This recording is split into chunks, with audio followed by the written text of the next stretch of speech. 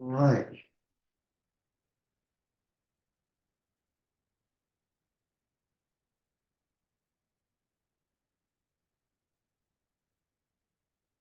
Morning, Jackie.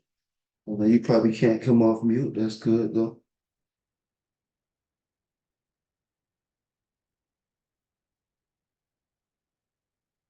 All right. So first of all, good morning. Appreciate you joining. Those who are on different platforms we got Facebook Live going on. We'll be putting this on YouTube later. I'm LeVar Green. I am your host and coach for the Purpose Playbook. Um, the whole goal for this is this, yeah. What if we can show you that there are actually practical steps that you can take that life has already been sending your way to walk you into discovering your purpose, to developing your purpose, and to deploying your purpose. The goal is to move from employment to deployment, right? So that's what the goal for the huddle is. And we call it the Purpose Playbook because you'll hear a lot of analogies from sporting type events or preparations. The Bible is full of different principles and things that can coach a person into this life that I'm talking about. A lot of people think the Bible is a religious book, but it's so far from that. The Bible is a book about a king, his kingdom, his children, and his culture. And he shows so many different stories of people's lives who have listened and who didn't, and then their results. So today we'll go through a lot of that. I want to kind of read off a few notes and then we'll jump right into this. Okay, so listen to this. I got this from Dr. Miles Monroe. A legacy, you will need to understand that everything is created with a gift. Everything, right? So whatever you're born to do exists in you now. A gift can't be learned, but only refined. So you go to college to polish a gift. You take courses and you study different things to polish thing that God sent you here to earth with. So you don't want to polish the wrong thing. And the gift is a source that brings the value to the thing. And yes, you are the thing. And that gift that is in you is meant to bring value to you, to show the world your value. And that is how you actually should be operating in the world. And it's hard to ignore something of value. Most of us see commercials and sales that go in place, and we see something that's already attracted to us, that we already desire, and therefore it brings value to our own mind. We go buy it, we go spend money on it, right? And value is based on the purpose of a thing. So before we get into that too heavy, I like to talk about the manufacturers. I like to talk about these warranties and these manuals they have in place. And let's talk about cell phones. Well, actually, let's talk about the car industry. So they'll put a recall out on a product or one of their vehicles and say they'll fix it for free. Why do you think they'll do that? They don't do it because they care about you or us. They don't do it because they love us. Heck, they don't even know us. But they do it for their namesake. Like, so these dealerships or these manufacturers that build the cars, they want to make sure that their name stays and goes and remains. So they'll put things in place that will keep their name strong and good in people's sight. So it has nothing to do with your relationship. But the only way that you'll know you have access to these warranties or promises to keep a product going is you might have to actually dive into reading the manual that the manufacturer placed within reach. I get it now, they don't have a lot of hard copy manuals now, everything is PDF and electronic. But they give you access to this document that will show you how to keep the product functioning at its highest level. So how does that relate to humans? I think you already get it. So I'm referencing the Bible. And no, this is not a Bible class. I'm not here to convert you to Christianity, although whatever God does, that's awesome. But I want you to see the practical principles inside this book. I want you to see how meticulous this God is that created all of us because he wants us to succeed. Now, listen to this. Just like the manufacturer, his products need to work at the highest level. So when people see the progress, the prosperity, the high level of functioning, it makes his name greater. So that's the purpose behind the Purpose Playbook, right? We want to help you discover, develop, and deploy yourself into the purpose that God sent you here to earth to do. You were sent here to accomplish some absolutely amazing things, but you have to want that just as much if you want to breathe. And it's not that we're talking about success, although that's part of it. It's directly a result of us doing what he's called us to do. But I want to show a few other things before I get into just, I can talk all day, y'all. We'll have breaks, don't worry, between each session. We actually have probably the last 10 minutes between each session as well, to where if you have questions, we can kind of get those answered. And then at the end of the whole presentation, we'll have a segment to where you can kind of share, talk, what you think you heard today, what stuck with you today. And then if you have more questions, then we'll open up the floor. So don't worry, I won't lock you in your chairs forever today, but we will give you a moment to kind of get up, use the restroom. If you don't want to have your cameras on, it's not a big deal. I have muted all participants. So if you do have a question, just write it down, or you can actually put it in the chat if you think you're going to forget it later. But just make sure you write it down, have something to write with. We're going to give you some different resources that you can connect with to help you with this, okay? So that's important. You got to have something to write down with. You want to put your listening ears on. This will probably be posted later, it just depends. But it's really important that you have material to record, because the type of person that can benefit from this program, and a lot of people ask me this question, well, who is this for? Well, it's not for everybody. As you can see, you look at my shirt, it has a double meaning, actually more than that. It says I stay mad, and that's where it started from. And I think that's where many of us get to the point of now moving forward in life, because something has frustrated us. But what many of us don't realize is God himself allows life to frustrate us.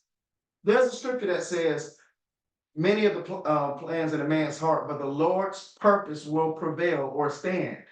Now look up that word prevail and stand, and it means to frustrate. It literally meant in the original text that many of the plans of a man's heart, but the Lord's plans will prevail. It says, it will bother you until you start doing what I have made you to do. But every human gets to that point at a different segment in their life, because there's so many different aspects of living in life, lessons that we go through, right? None of us have lived the same life. So I wouldn't sit here and say, well, the life that I've lived, surely you have gone through what I've gone through. I'm pretty sure that some of y'all have gone through some situations that I couldn't even imagine. I wonder if you're on here today because something happened that has caused the frustration, that has caused I don't know what to do next, that has created a hunger or a thirst to wonder, to hope that there is more to life than what you have experienced thus far. Life has a funny way of doing those things. I like to say God has a funny way of doing those things, because life without him, is there really? But the whole mad thing is, yes, are you frustrated enough yet? Because many human beings won't bust a move or make a change when you're willing to tolerate the frustration, when you're willing to stay in the comfortably uncomfortable situation. Most humans won't do anything in life until we get angry enough to do it. Humans provoke God so much that he flooded the whole earth. Imagine that. He let it go on, and he's sitting up there like, what are these cats on earth doing? So you know what? We're going to start over. That's it. The Lord's anger was kindled. So look at that. Even God, when he got angry, and I was like, all right, y'all pushing me. But it has to have a reason behind it. See, controlled anger, controlled frustration, and moving from the emotion of mad to getting in motion of the making a decision to make a difference, to be motivated and determined, the entire process. And that's why I said this shirt has so many different meanings. We have motivated and determined on there, but there are stages to this show. There are stages to your life. And there are stages to what you and me and anybody else on this planet wants to have, is more control over their circumstances, which is why many people want more money, because they feel like money brings that control. And they're not fully wrong. The Bible says money answers all things. These are scriptures. Put them up in Google. I'm telling you. So we're gonna cover so many different aspects of life, y'all are hearing, and I promise you, we'll get breaks pretty much at the top of each hour. I also want to open up the floor, like I said, between each segment of transition to where if you have a question, I will give us chances to ask, but also at the end of this, questions, comments, answers, and whatnot. We'll kind of go from there. So I just covered the first aspect. I want to talk to you real quick. Just show of hands if you got your video on, it's cool. If you don't, no problem. I know we might be out and about. But who has seen superhero movies? Anybody? All right. The common theme to a superhero movie is actually to show the hero in you. Think about it. They go through life normal, and then the moment happens. The moment when their greatness is exposed a little bit, and now it starts to consume their thoughts and their mind. And now they start to wonder about what is this newfound gift that I have? And then they have to test out that stuff. I think about the movie Superman, one of the most recent ones they made, where he was going through childhood and had all his frustrations, and his father that was on earth, listen to this language, his father on earth had to coach him through these things that he knew not of, because they didn't really know where this boy came from. But this boy had these different powers that he had to continue to tell the child to control. Being picked on at school because he was different, and he wondered why he was different. And he had to control these powers that he couldn't even tame yet, nor did he know the potential of them. And then as he grew older and older, we'll get into kind of what happened to his father, but he started having to test out the gifts, right? He had to go through training. So think about how this relates to you. All right. Most of us, let's think about it. We were born, we were kids, we were playing around, and then at some point, you might have wondered, you'd be 100% wrong, but I think you might have wondered, I get it. Like not birds and the bees of, but how am I here? I don't know, what am I doing here? Is there a reason behind why I'm here? And as you ask that question, and as life now continues to cause the frustration, then things that used to satisfy no longer satisfy. The things that we used to be okay with, we're not really okay with anymore. Y'all, this is strategic. God is so specific in how he allows things to happen in our life, because which one of us will purposely walk in the furnace? Which one of us will purposely put ourselves in uncomfortable fighting positions, intentionally knowing we're doing this for growth? Now, notice that what I said. We put ourselves in compromising positions a lot in our life doing some silly things. I know I have. Maybe y'all didn't. I'm pretty sure you lived a very non-blemishing life. But LeVar Green, and I see my parents are here, I have done some silly stuff intentionally. Yes, intentionally. And I'm so thankful I'm still here and made it through it. But which one of us will put ourselves in the most growth opportunities possible that come from pain? Many of us won't. And in the life of the superhero, these things come to them to bring out the gift inside. So they go through that training and testing, right? And then at some point, the enemy is exposed, their adversary, their nemesis. Sometimes that's an external and an internal. And I say it like that because I ask my players, I coach football a lot, and I ask many of them, who is your competition? And some of the younger guys start pointing out the older players in their position. But you go ask an older player who's been playing this game a lot more, who is your competition? And their word is, oh, that's me. I'm my competition. And the answer is 100% correct, because who else will tell you to stop doing what you said you wanted to do?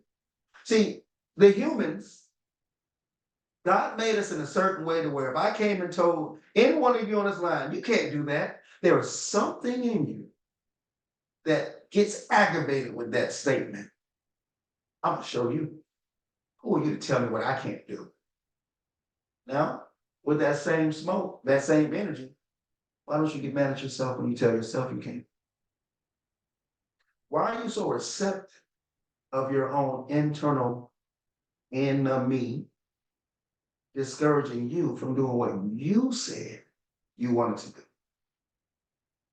So when that enemy is exposed and it brings this hero, and I want you to see yourself in the story, it brings this hero to another level of frustration because now you know, man, I'm in a fight. I'm in this battle for my life because this person, this enemy, won't stop. And it's an everyday thing. And remember, I told y'all the Bible is full of all these instructions. There's a verse in there that says God literally wakes up daily looking for how he will test you. What new testing will he send your way? Now he knows everything from the beginning from the end, but this is an explanation that humans can understand. That he literally daily sends us through these tests intentionally. Right? Now, somebody who may have a problem with God right now may wonder, well, why is he doing that? Well, why wouldn't a loving father or parent put things in front of you that he knows is meant to grow you? Why do humans realize that before a kid can start driving on the roads, they should go study and then take the test after they have properly prepared themselves, and then there's a passing score? Where do you think we humans get these protocols from? So the enemy is exposed. And now the hero ends up going in battle. And do you think their first battle was successful? Anybody shaking head? Yes, no? Oftentimes they get whooped. They lose their first battle because they're still learning how to operate within this newfound gifts, potential, right? And they're not sure yet just quite how it works. So they lose the first battle, and it is discouraging. But that frustration, now this new call to a new responsibility because I have these new powers. I have this calling on my life now. I'm different than people. I'm different than others. And it's not weird anymore because now I feel like I'm coming into this acceptance of I'm supposed to be different. And I will do something with it. And now the level of being uncomfortable in life starts to get a little more comfortable, but not to where you're stagnant, but you're accepting what's going on as part of what your life is supposed to be.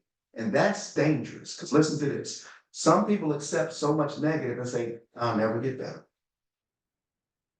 Nothing else will happen for me. And then you have others who accept in a positive way, like, okay, this is all meaningful. Let's keep striving.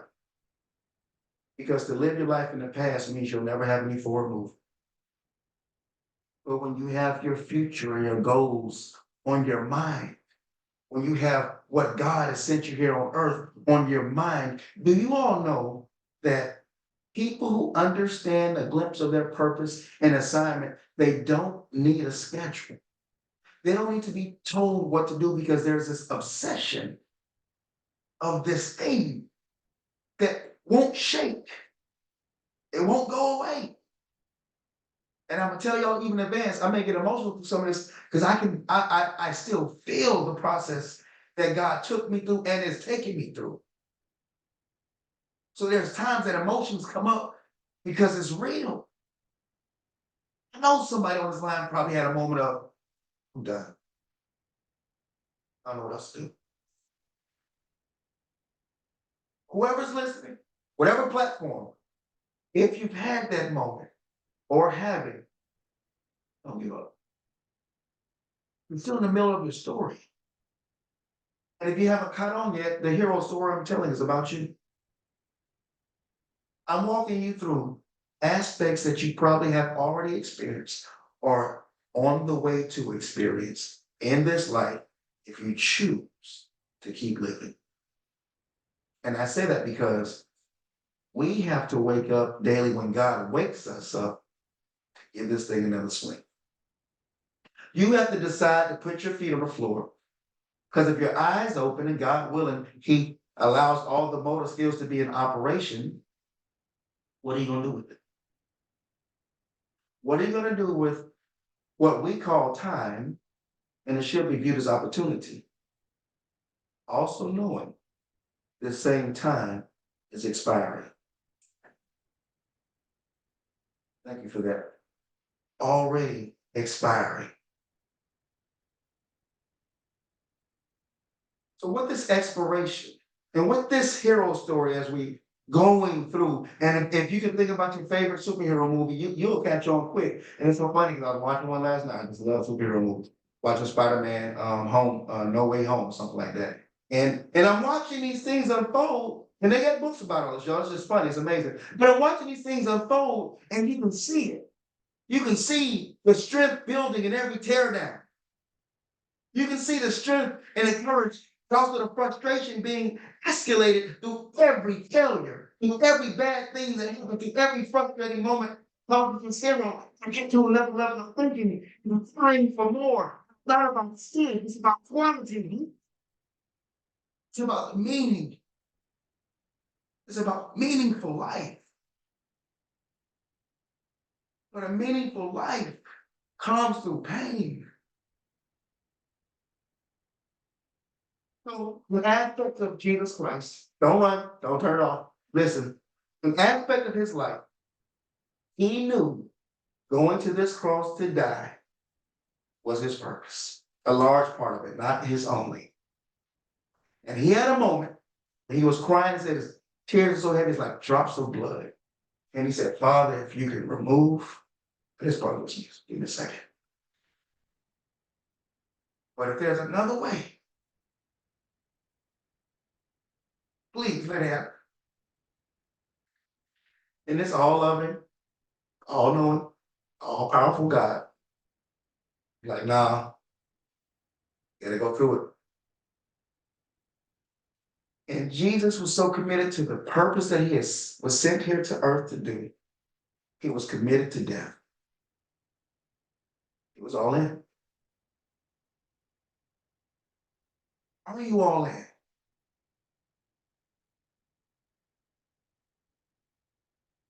This is your life. This is the only one that we know as we see it now. This is your life. And are you all in? You know, I listened to a lot of motivational speakers, and I told you I get emotional when I think about purpose, God, and stuff. But so Les Brown, he gives this analogy of commitment. And he says, chickens, they're not fully committed. They're committed enough to produce eggs, right? But the pig, to produce those products, although against their will, they're committed to the end because they lose their life. Now, why am I talking about this life stuff? John 12:25. Those who love their life in this world will lose it. But those who hate their life in this world will gain it for eternity. And how does that apply to this story of the hero, to your story, to the Purpose Playbook? If you're so comfortable in life right now, chances are you will never experience real living. But when you look around and you see the systems and the hatred and the evil and the suffering and everything else, the list can go on and on and on, and it bothers you to your core.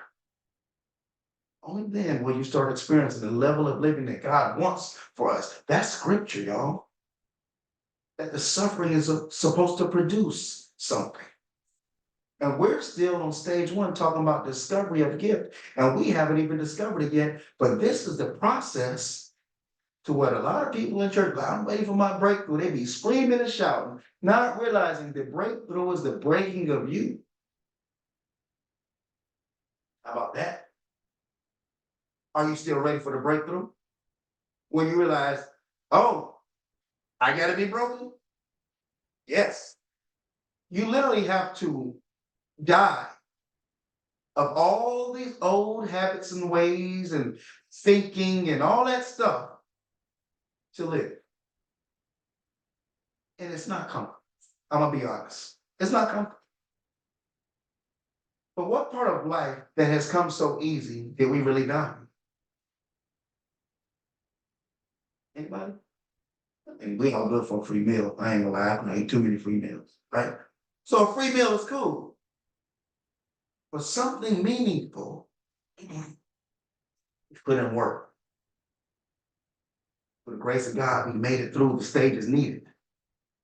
And as the hero progresses through his story, and as you progress through your life, you just lost this battle that was so discouraging and it's frustrating. And now you go back to the drawing board and you're still trying to figure out these skills, gifts, and abilities that you just tapped into, right? And now, here comes that enemy again, but not within, the one on outside. And this battle almost kills you. This one here almost takes you out. This is the one that most people on the planet Earth don't even know you went through because you were in your room or a bathroom or in your car or somewhere isolated, lost.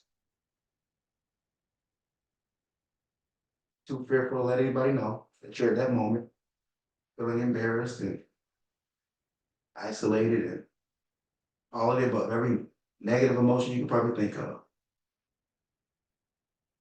But a near death battle, one that makes you feel like I don't even know about doing this no more. That's the one that's getting closer to the external change for you. Think about most of the people's success stories. And it's a movie that Will Smith was in. I don't know if it was a Pursuit of Happiness, but he was trying to sell stuff. He had his little child with him, and he was sleeping in bathrooms and washing him in the sun in the restroom. Like it's a movie story. Now I don't know if that's the name of the movie, but most of these people hit rock bottom. It is Pursuit of Happiness. Thank you for that. Most of these people hit rock bottom, breaking, and then I'm using air quotation for those who may not be looking right now, it happens. What is that?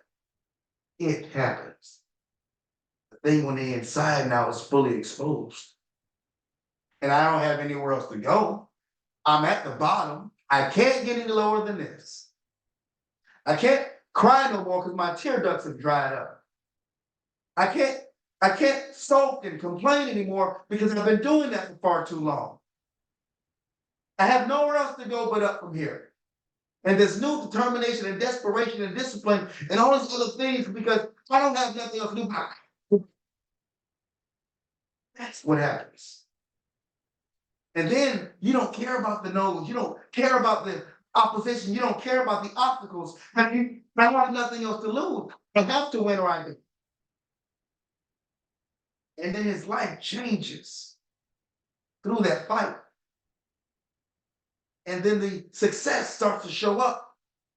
And it almost looks immediate to most people like, oh man, it just happened for you. No, it didn't.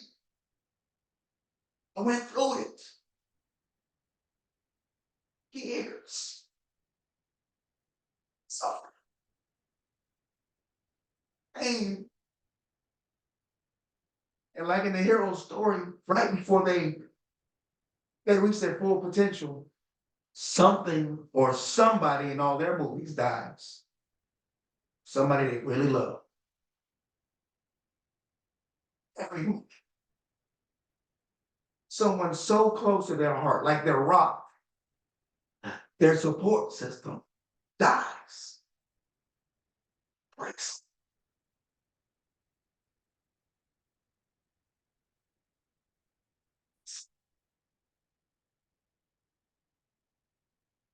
And then the thing on the inside comes alive.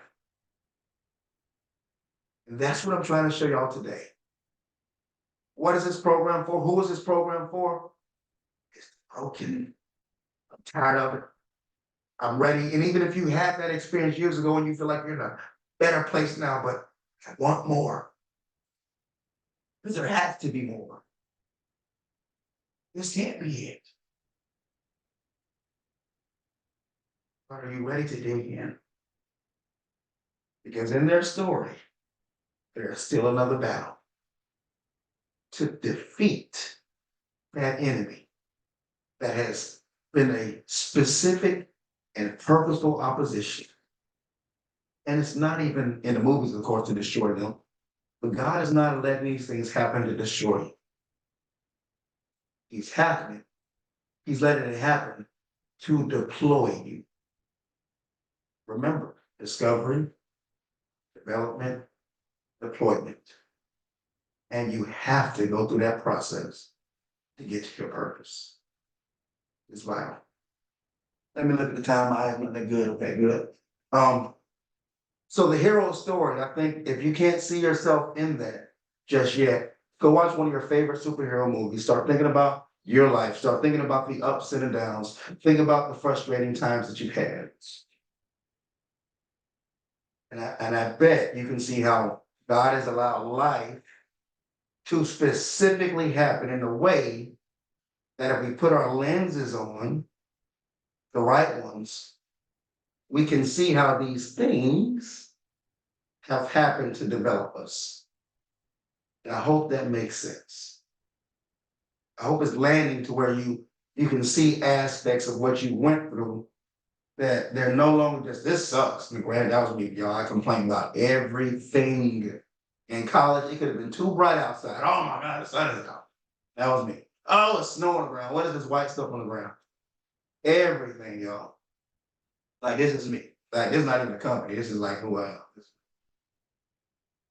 But I moved from just that simple emotion to where I look frustrated in my face because I'm always thinking about, Lord, what can we do? Who can we help? We got people, we need people to see their value. I think suicide happens because when a person gets to the point of, I don't have any value. I can't offer anything to this planet or to anyone. So then why am I here? That's a question of purpose now. You see how that folds into even a person's existence? That if they don't understand and have a sense of self-worth and value, what's the whole point of this?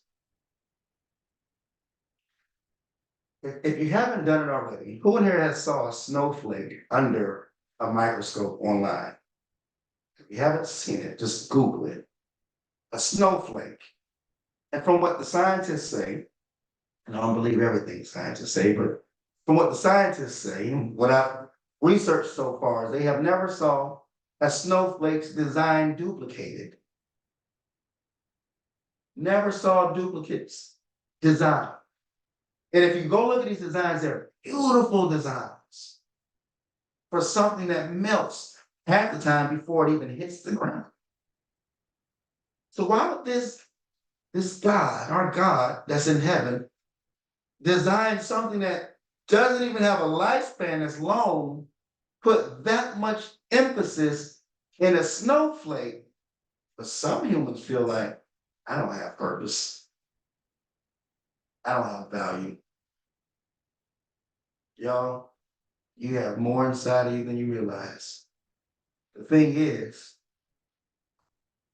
the life that people say keeps lifing, the pressure that God allows, we squirm out of it. We move and we squirm and we fuss, but the pressure is meant to expose the thing inside. And I've said that probably over 15 times now about exposing the thing that's on the inside. So what is on the inside of me as we get closer to this discovery of purpose? I want to share a story. So this lady, she got home and she lost her purse and she was looking frantically for the purse. So she's outside the house, looking around the vehicle. She's looking in the front yard. One of her neighbors said, like, what are you outside doing? So, man, I lost my purse. So they both looking for this lady's purse. Hour goes by. Her neighbor's like, girl, where'd you lose your purse? She said, oh, I lost it inside the house. So why are we outside looking for your purse? Because many humans look outside for something that's inside. I want to read another scripture to y'all. I'm telling y'all think about this religious book. It got too many hidden gems in here. Too much. 2 Peter chapter 1, verse 3 through 4. Look at this. Everything that goes into life of pleasing God has been miraculously given to us It's already given to us. Here's the caveats: by getting to know personally and intimately the one who invited us to God. So this gift, and this is like the message version. This gift and this purpose that we're looking for, he said, y'all talking about finding your purpose. Take a minute and look inside. And I'm giving practical steps today, y'all. I promise you. When I started realizing it's like, can't be that easy. But we get distracted, right?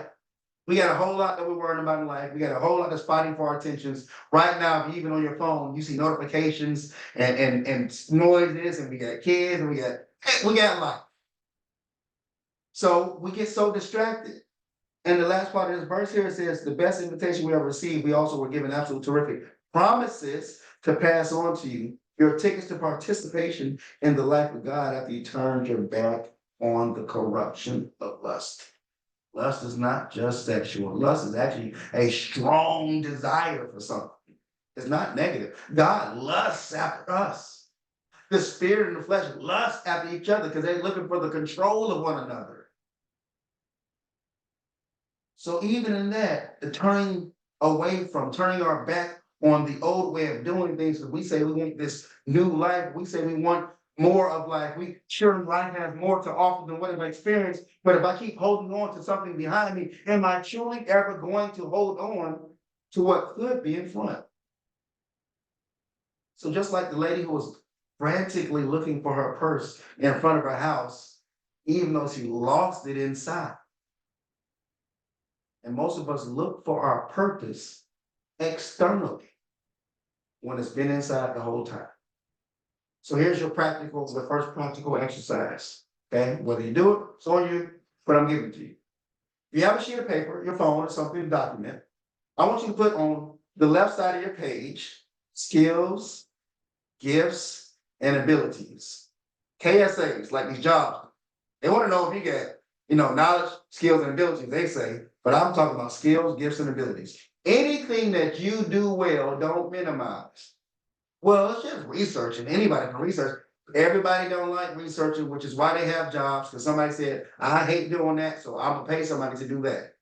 And I hope you see where I'm going with this. So you got on the left side your skills, gifts, and abilities, right? All right, good. Put a line down the page. Okay. Under that is where you're taking an inventory of all those things. You're going to inventory your skills, gifts, and abilities. Okay. And you literally write down everything, literally everything that I do these things well. Right? And on the other page, on the other side, I'm sorry, I want you to write down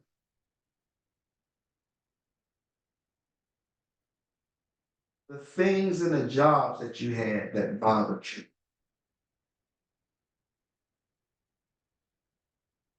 And there's a reason behind this. I want you to write down the things for the jobs that you had that bothered you. And in that same category, the problems that you see in your community and in life that bother you.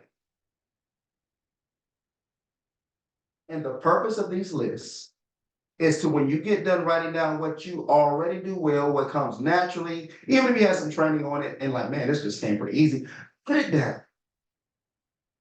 Because most businesses, I hope y'all hear this, are birthed through a problem. So let's talk about garbage for a minute. No one likes the smell of garbage. We don't want to keep it in the house. That's a problem. What's the problem? It stinks. It's not healthy, right? So we got to get rid of garbage. Well, everybody doesn't like playing with garbage, right? So somebody said, well, why don't we start a garbage collection company? So we can go around to people's houses. So now they don't have to drive to landfills and other things to drop their garbage off, because they don't like the smell in their car, let alone their house. Oh, while we're at it, let's build these containers that they can store their garbage in until we come around and pick it up, because surely doing it every day for the same person doesn't make sense. Let's strategize this thing. Y'all follow me? So whoever started that recognized the problem and then provided a solution to it. See, a lot of us pray for open doors and breakthroughs, right? How about your prayer be, Lord, let me be the open door or the breakthrough for me?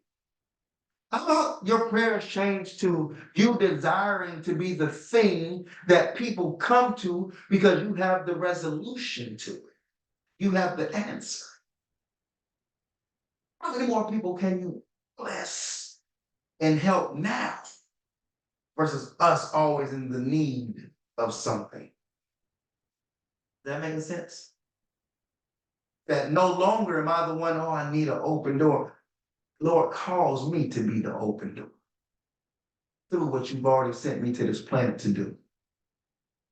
The inventory of your gifts is how you can start looking at what your potential gift is that you came to earth with. Now, you want to look for your dominant one. Which one comes so natural, right? Which one do I do so well that I don't even know why I do it so well? And add this to it, that I lose track of time doing it, right? Which one of these things do I do that I look up and, man, 6 hours already? You don't feel like it. What is that thing? What is the one that you feel like it gets you so excited? So I'm gonna give an example. I used to play football and I loved it. I had so much fun playing football. She did pretty well. Thankfully, I feel like God just had a hand on even my career for playing ball. No serious injuries, thank God.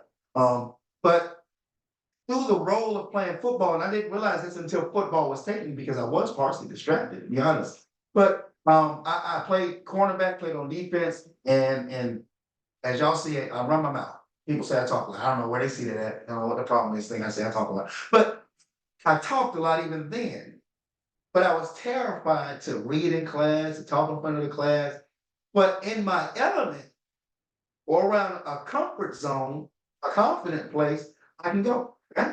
So family functions, I can act a fool. It was easy. But in my settings, so what I didn't realize is when I look back over my career, y'all, and this took to after football was done, the awards that I had got through each season and even being team captain multiple years in high school and in college, unofficially, people would come to me all the time or say something to me, man, come on, or always talking at halftime and talking pregame. Even when I wasn't a senior, I was running my mouth, motivating people. And now look, I can't go through one presentation without crying because I get so emotional.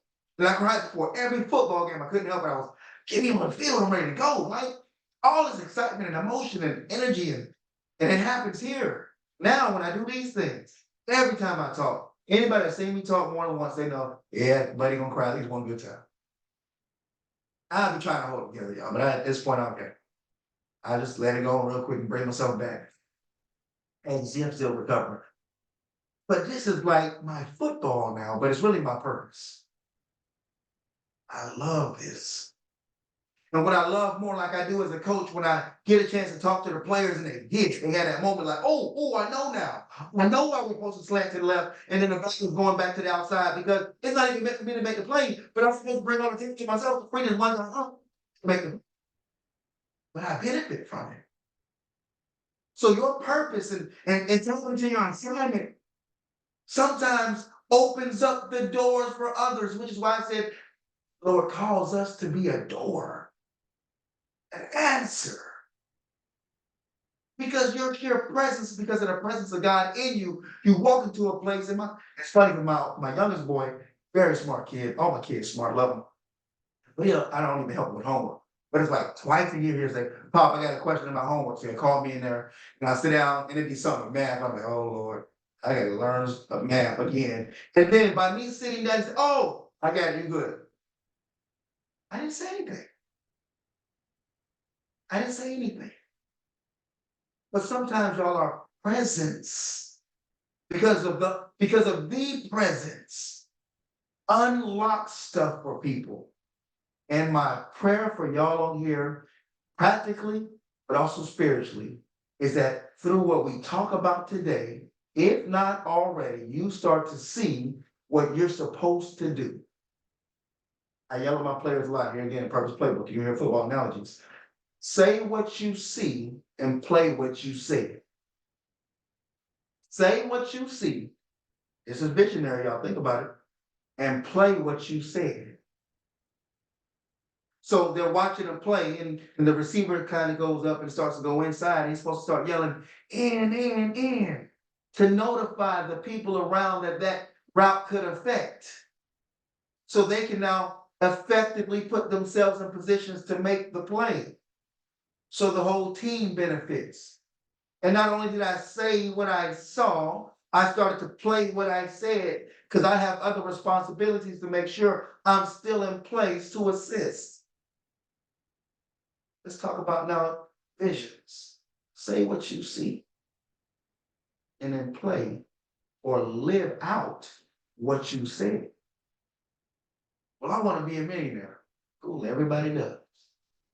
How? And that's where the discovery of your purpose comes in.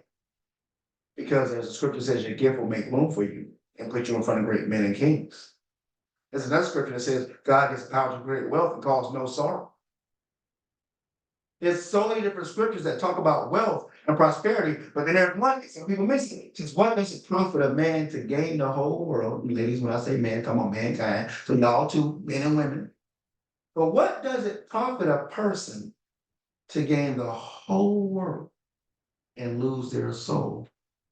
And that's why I have to, out of obligation to God, continue to emphasize, yes, wealth is possible, but you have to make sure you do it God's way, because missing it could be deadly. So we did your inventory, right? You got that one side with the inventory. You got your other side of what you didn't like in all your jobs and what problems on earth bother you. Now, you'll do this later. You may not have time today because I'm just kind of giving y'all a lot, probably like a fire hydrant worth of information. You got to start now playing the world's greatest detective and start seeing what one of your gifts, skills, and abilities kind of automatically solve those problems, right? And then here again, looking for your dominant one, which one brings so much energy to me that if I couldn't do anything else on earth and I can only do one thing and one thing for the rest of my life, what would that be? No, we ain't just talking about shopping and vacationing. Something has to, some kind of way, but you still can serve and benefit other people through that. So I ain't gonna knock it. Because that might be some kind of aspect of that. But how does it still serve mankind? And how do I still walk out and live my purpose? I'm gonna share something with you again. So this master, this owner, he had 3 people who was working for him. And he gave one of the people like and what they equivalented this to be was like hundreds and thousands of dollars, almost millions of today's money. So let's just say, for example, he gave this one guy $5 million, he gave another one $2 million, and he gave one of them $1 million. He said, I'm gonna be going away for a while, so when I come back, make sure y'all do something. So, and they call it talents in the Bible. Okay. So the one with the 5, he doubled it. So he had 10. The one with the 2 doubled it. So he had 4 upon the master's return. The one with the 1 is like, I know you're a hard man. You know, if I would have messed this thing up, you probably would have punished me. So I ain't really do nothing with it. I just held on to it. And at least I'm giving you back what you gave me. I didn't steal nothing. I didn't take nothing. No, that's good. It's honorable. He didn't steal it. At least he returned it, right? But the master was like, you wicked servant. You didn't even try. I am heavily paraphrasing, guys. And women. But he said, you didn't even try. At least you could have put it in the bank to collect interest, but you did nothing with what you were given. Now, more emphasis on the importance of your individual purpose and finding out what that is, discovering what that is. Yes, we all have a general purpose that God says we have, right? To be loving and kind, so many different other aspects of what he tells us to do.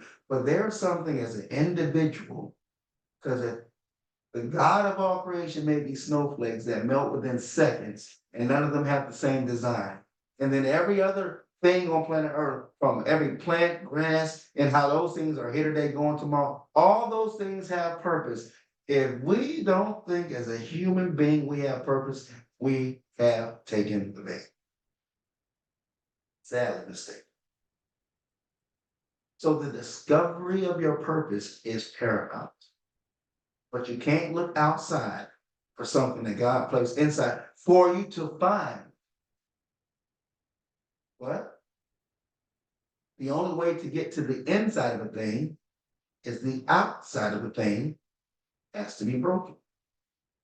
And that's the tests, that's the trials, and that's the uncomfortable situations that life presents, not to destroy us, but to destroy the thing in us or around us that's keeping us from truly becoming, which is one of the first commands. Let us make man in our image, let them have dominion, power, and authority on earth, and let them be fruitful and multiply. So, before we take our break, I want you to really contemplate, what is the thing that I lose track of time with? What is that? What's the thing that when I look at the clock, oh my goodness, it's nighttime, or 4 or 5 hours that went by and it felt like 5 minutes? What's the thing that you feel like brings energy to you, emotion? Like I already kind of exposed mine. Mine is doing what I'm doing now. But see, although I talk a lot, I don't like talking about stuff that makes no sense. You won't hear a peep from me. If it's a conversation that I don't feel like being in because I feel like it's a waste of oxygen, you ain't gonna hear a peep from me. You probably gonna see a whole bunch of funny facial expressions because I don't feel like talking. Those of y'all know me and see me in action, whether it be work, school, home. You're like, yeah, that's LeVar. He ain't gonna say a peep. If it's something you don't feel like talking about, he just gonna look at y'all like, that's me. But when it's something that's impactful, I can't stop. So think about that thing for a few minutes. We are right at 10:53. If you have a question, what I want to do is kind of give us a moment. If you got to use the restroom, you need to get some water or something, or if you got a question, I'll open up the mics real quick to where you can unmute if you have a question. And trust me, I'm the type of person, if I don't have an answer, I'm not ain't nothing. I'm gonna tell you. Okay. But a lot of these things are able to be found. A lot of this information is out there. I just want to be the one right now, at least to help kind of usher you into that point. Because when we come back, we're gonna start talking about development of purpose, which has already been happening. We just sometimes didn't see it. So let me unmute these mics real quick. This is for my Zoom people. If you're on other platforms, you're not gonna be able to ask any questions, but they actually registered. So, all right, if you have a question, I think you are able to unmute. See if we can open up the mic real quick. If you don't have a question, you need to shut your camera off just for a few minutes, fine. Because we'll pick right back up at I would say 11 o'clock. It was just 5 minutes if we need to.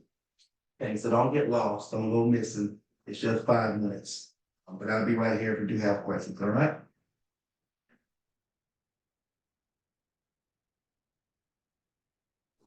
I have a question. All right. What's your What? name? Oh, sorry. My name is Lacey. And what did you say? Where are you from? What state you in? Oh, I'm in Georgia. Okay. And my question is, what would you say to someone who doesn't lose their self in anything the way like you described? Okay. I would actually challenge that person to think about childhood. What do they think about doing when they get older, right? What is the thing that they still think they should do? Some people may not have found that thing that they lose themselves in yet, but then some of us may have a thought or an idea that won't go away. You know what I mean? And if they haven't had even then, well, there's too much noise. And what I mean by too much noise is we got too much going on that our spirits can't even settle enough to be exposed to that thing. Because I do feel like God allows that exposure, that He'll direct us to that. But we have to be willing to listen because He does it. He does manifest Himself in so many different ways. Quiet voice, storm, whirlwind, whatever. He knows how we'll hear Him. But if we always get something going on that has blocked us from, even getting to that point of, oh, I do this thing and I lose myself, right? Now the thing is, they may lose themselves in something they don't see how to make money from. And that could also be a blockage because they feel like, well, I can make money doing that. Well, we can get to that point, right? Because all it is really learning how valuable you are in those settings. So gotta get in a quiet place at times. You gotta purposely start asking. Hey God, what am I here for? It's important. He being the manufacturer, he knows what type of product you are. So if we all say we're like cell phones and we all have these different functions, we still all are cell phones, but some of us have different highlighted features. But the person who owns the cell phone, if somebody owns this, if they don't read the menu or the manual, I'm sorry, they won't know all the functions, right? So reason why I say the Bible is so important to read, and y'all, it's not a religious book. Once again, it's about a king, a kingdom, his kids, his culture, and he exposes everybody's life, who listened and who didn't listen, and what their results were. And there's principles in there, there's laws and principles. So I say that because reading through that opens up your ears to hear the one who made you. For those who believe that, if you don't, stay on, still a lot of principles here. But opens up your ear for the one who made you. Because then you can start seeing what happened to others' lives. You can see practical principles and step, and we'll go through 5 steps at the top of this hour. 5 steps where he says, whatever you touch, you're gonna prosper. This is in the Bible, y'all. You know what I'm saying? So for whoever that may be, you haven't lost yourself in time yet doing something. Think about your childhood. What did you grow up wanting to do? You know, what things did you think about? And then what's still on your mind that, man, I always want to do this, because it's never too late. Colonel Sanders, KFC, what, at age of 65, started finally making the millions? He got wealthy. It's never too late. As long as you take a deep breath, you're good. Hopefully it helps.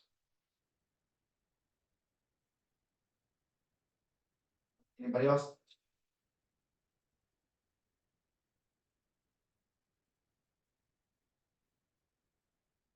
Bible for this next one, because I want to go over those 5 action I have a items. question.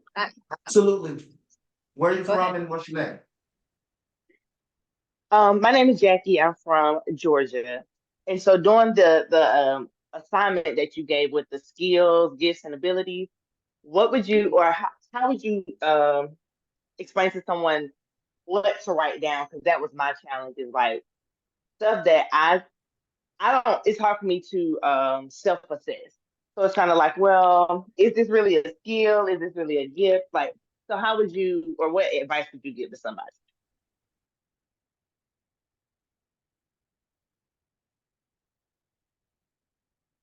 Skill, right? So I want to just point that out, right? That when it says even God grants wisdom, it's the skill to do something. So a skill could be, all right, I'm gonna expose myself. I don't like administrative work. What do y'all think I like? I like to talk. I don't like to do tech work. So some people are good with tech. I'm gonna use my brother. D Green is a guru on this tech stuff, right? That's a skill. He knows stuff about computers. Some people love research. They just love to research stuff. Some people can help others get more organized just because they know how to organize stuff. They know how to put systems in place, right? Some people love to type. Everybody loves to do something different. So for me, like when I think about my dream team, I would have everybody doing all the things that I hate, and I would pay them for it. I don't like to type. I don't like to do admin work. All those are skills, gifts, and abilities because you can do something that others truly can't to the best of their ability or at all. And that is a great challenge.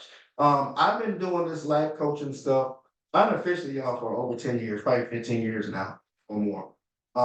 With people that I just come across with from work, this and that, and have conversations that led people to leave their jobs and I mean doing some amazing stuff within their gifting, right? But I just thought, just having conversations. So, like you, my challenge was like, oh, anybody can do that. That's what I thought. It's just conversations. So I never really attributed that as something that was really beneficial or that could also be used for me to be viewed as an open door or answer to people's problems in certain aspects of life. So if you have something that you know, because a lot of folks don't realize they can go into the consulting business because you can tell people how to do the thing that they just don't know how to do because you're steps ahead. So I hope that helps because it can be something just as simple as typing, or I can create Excel sheets, I can organize a business. Say you got a good eye to where you're reviewing documents, stuff stands out. All those things matter because everybody don't want to do that.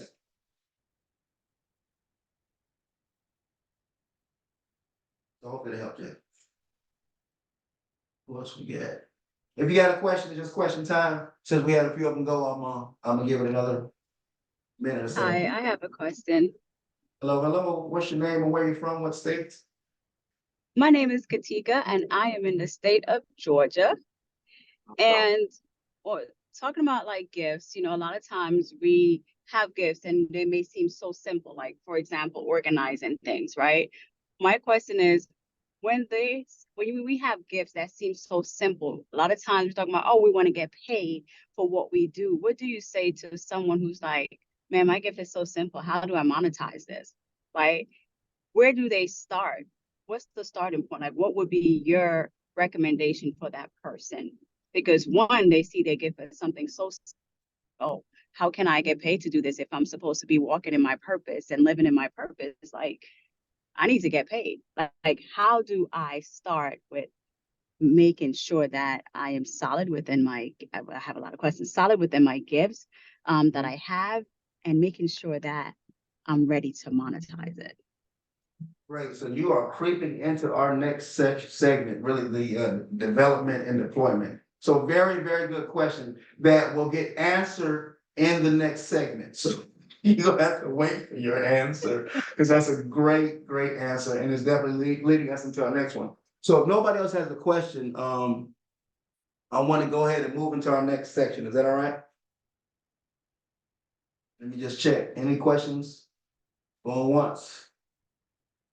Going twice, but great question, Katika, because you're leading us into our next one. So let me grab this. All right, so I want to read something from the book of Psalms. It's very short, okay? Very short. But it's 5 action items.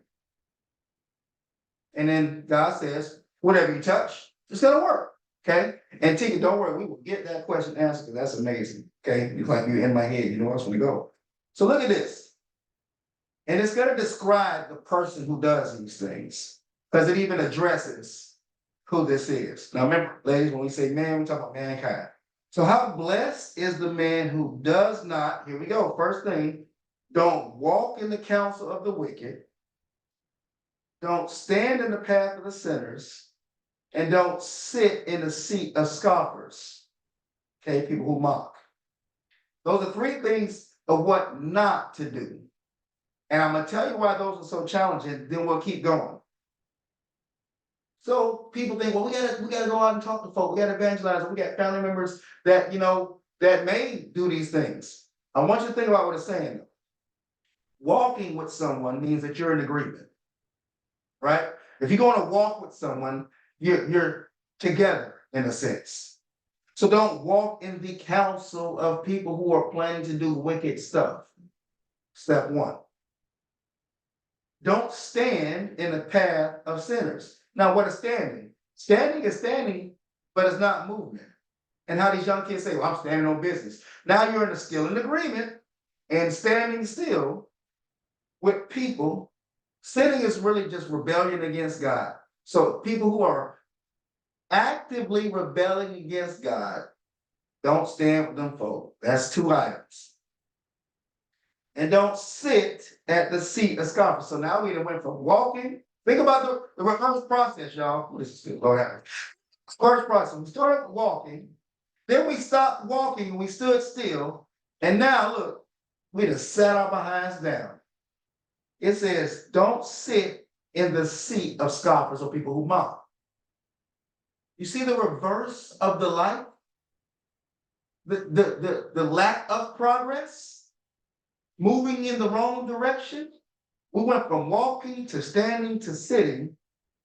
Those are 3 action items of what not to do. Now here's the other action items of what to do.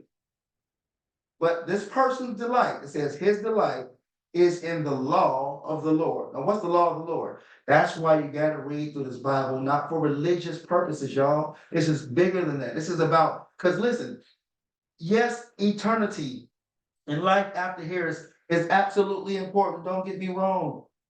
But what about now? What about now? Because think about it. And here again, y'all don't jump off, you're not a Christian. I just want you to hear this.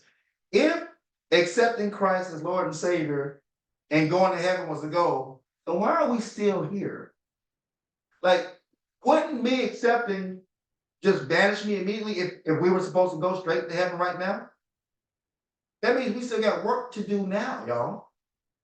So I want to point that out, okay? So now look, delight in the law of the Lord. That means you take pleasure in what God says to do. Action item 4. And his law, he meditates day and night. So what's meditation? I'm gonna tell you what meditation is. When is the last time that you kept thinking about something, whether good, bad, or indifferent? That's meditation. Man, these bills gotta get paid. I'm gonna pay this guy. Lee, I'm short this month. You're meditating on the bill. Oh, I can't believe they did me like that. Man, we just had a bad relationship. We had a breakup. Meditate on this breakup. Meditation is prolonged and deep thought. It's not about just quieting yourself and sitting there. It's about strong, recurring thinking about something. And God is saying, don't move backwards in life, essentially. And love what I said and think about what I said day and night. Now look at this now. This is the description of the person who does this.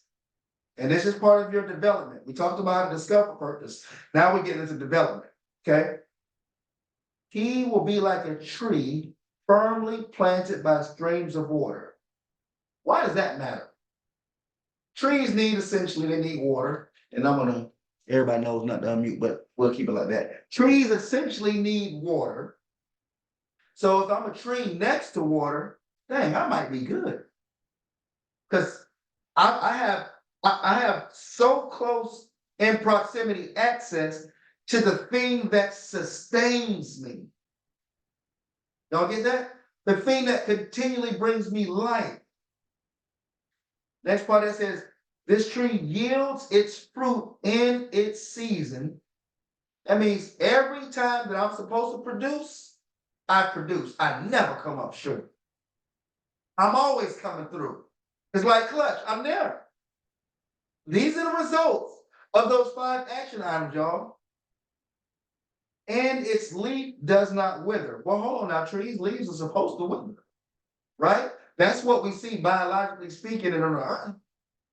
But God is saying, well, the person who does this, you're not even going to have withered leaves. You won't even have the appearance of a out of season. Make this like live for now, y'all. You don't have the appearance of your business doing bad. Or you're never going to look like you don't have. Do y'all see that? This is the Bible, y'all. Last part. But they are like here we go. The wicked are not so. I'm sorry, let me back up one more time. So it says, you will yield fruits in season, you won't wither. And here's the last part I did want to read. And in whatever he does, he prospers. Whatever the person who takes those 5 steps prospers. Is that not what we're looking for? As we think about this whole thing here, this whole life, these stages, is that not what we're looking for? Tika, you just ask, you kind of asked that, like, well, how do we start really capitalizing on these gifts? And it's a lot of information out there, but it's practical. Because I'm like literally, I'm learning those things like, hold on, we could have been doing this all the time. And that's the amazing part. So we talked about the first half, y'all, the hero story. We were jumping into the 5 questions in life to answer that will help you with now this development. Because to truly start developing, some of these are the questions that you got to know that puts you in a confident mindset to start feeling comfortable to charge. So Dr. Miles Monroe, taught the kingdom a lot, passed away years ago. And he has a lot of purpose books out there, teachings. And I remember hearing one of his teachings, and he was saying, and this will help. He said, initially, what some humans do, we look to go make money off the gift when we should serve it first. Which means while you're working, this is development. While you're working to get better on the gift, I I froze. I think y'all can still hear me though, right? All right, hold on. Yeah. Yeah. All right, give me a second. Hey, I just gotta actually change my battery. So y'all give me 1 second, okay? So quick intermission.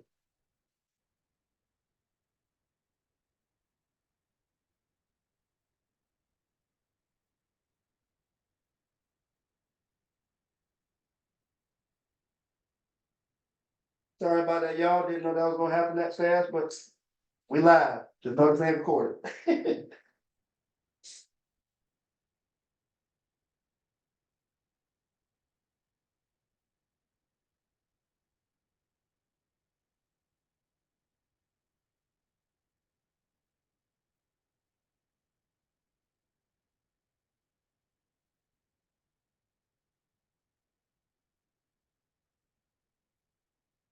Give it 1 second. I think we're gonna be right back up.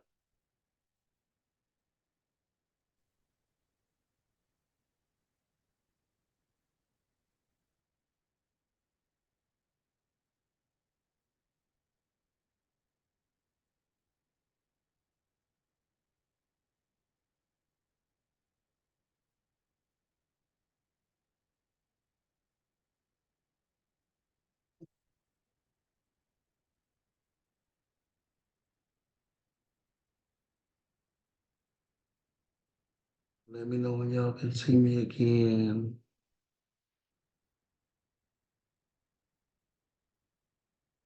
I just had to switch my cameras, y'all. I hated that happened. Yeah, people log in. Y'all give me 1 second. Just having one little glitch, technical difficulty. And video should be coming back up.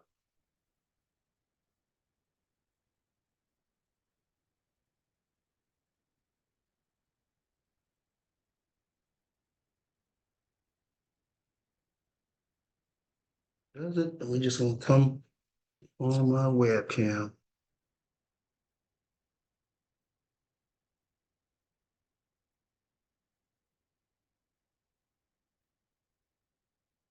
This is not easy. We gotta work through it, solving problems, right? That's what we talking about. All right, so.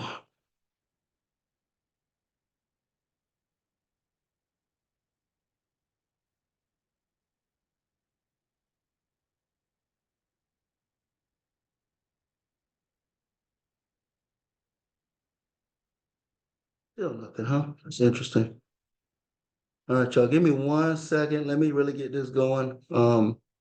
Not sure why this went out like that.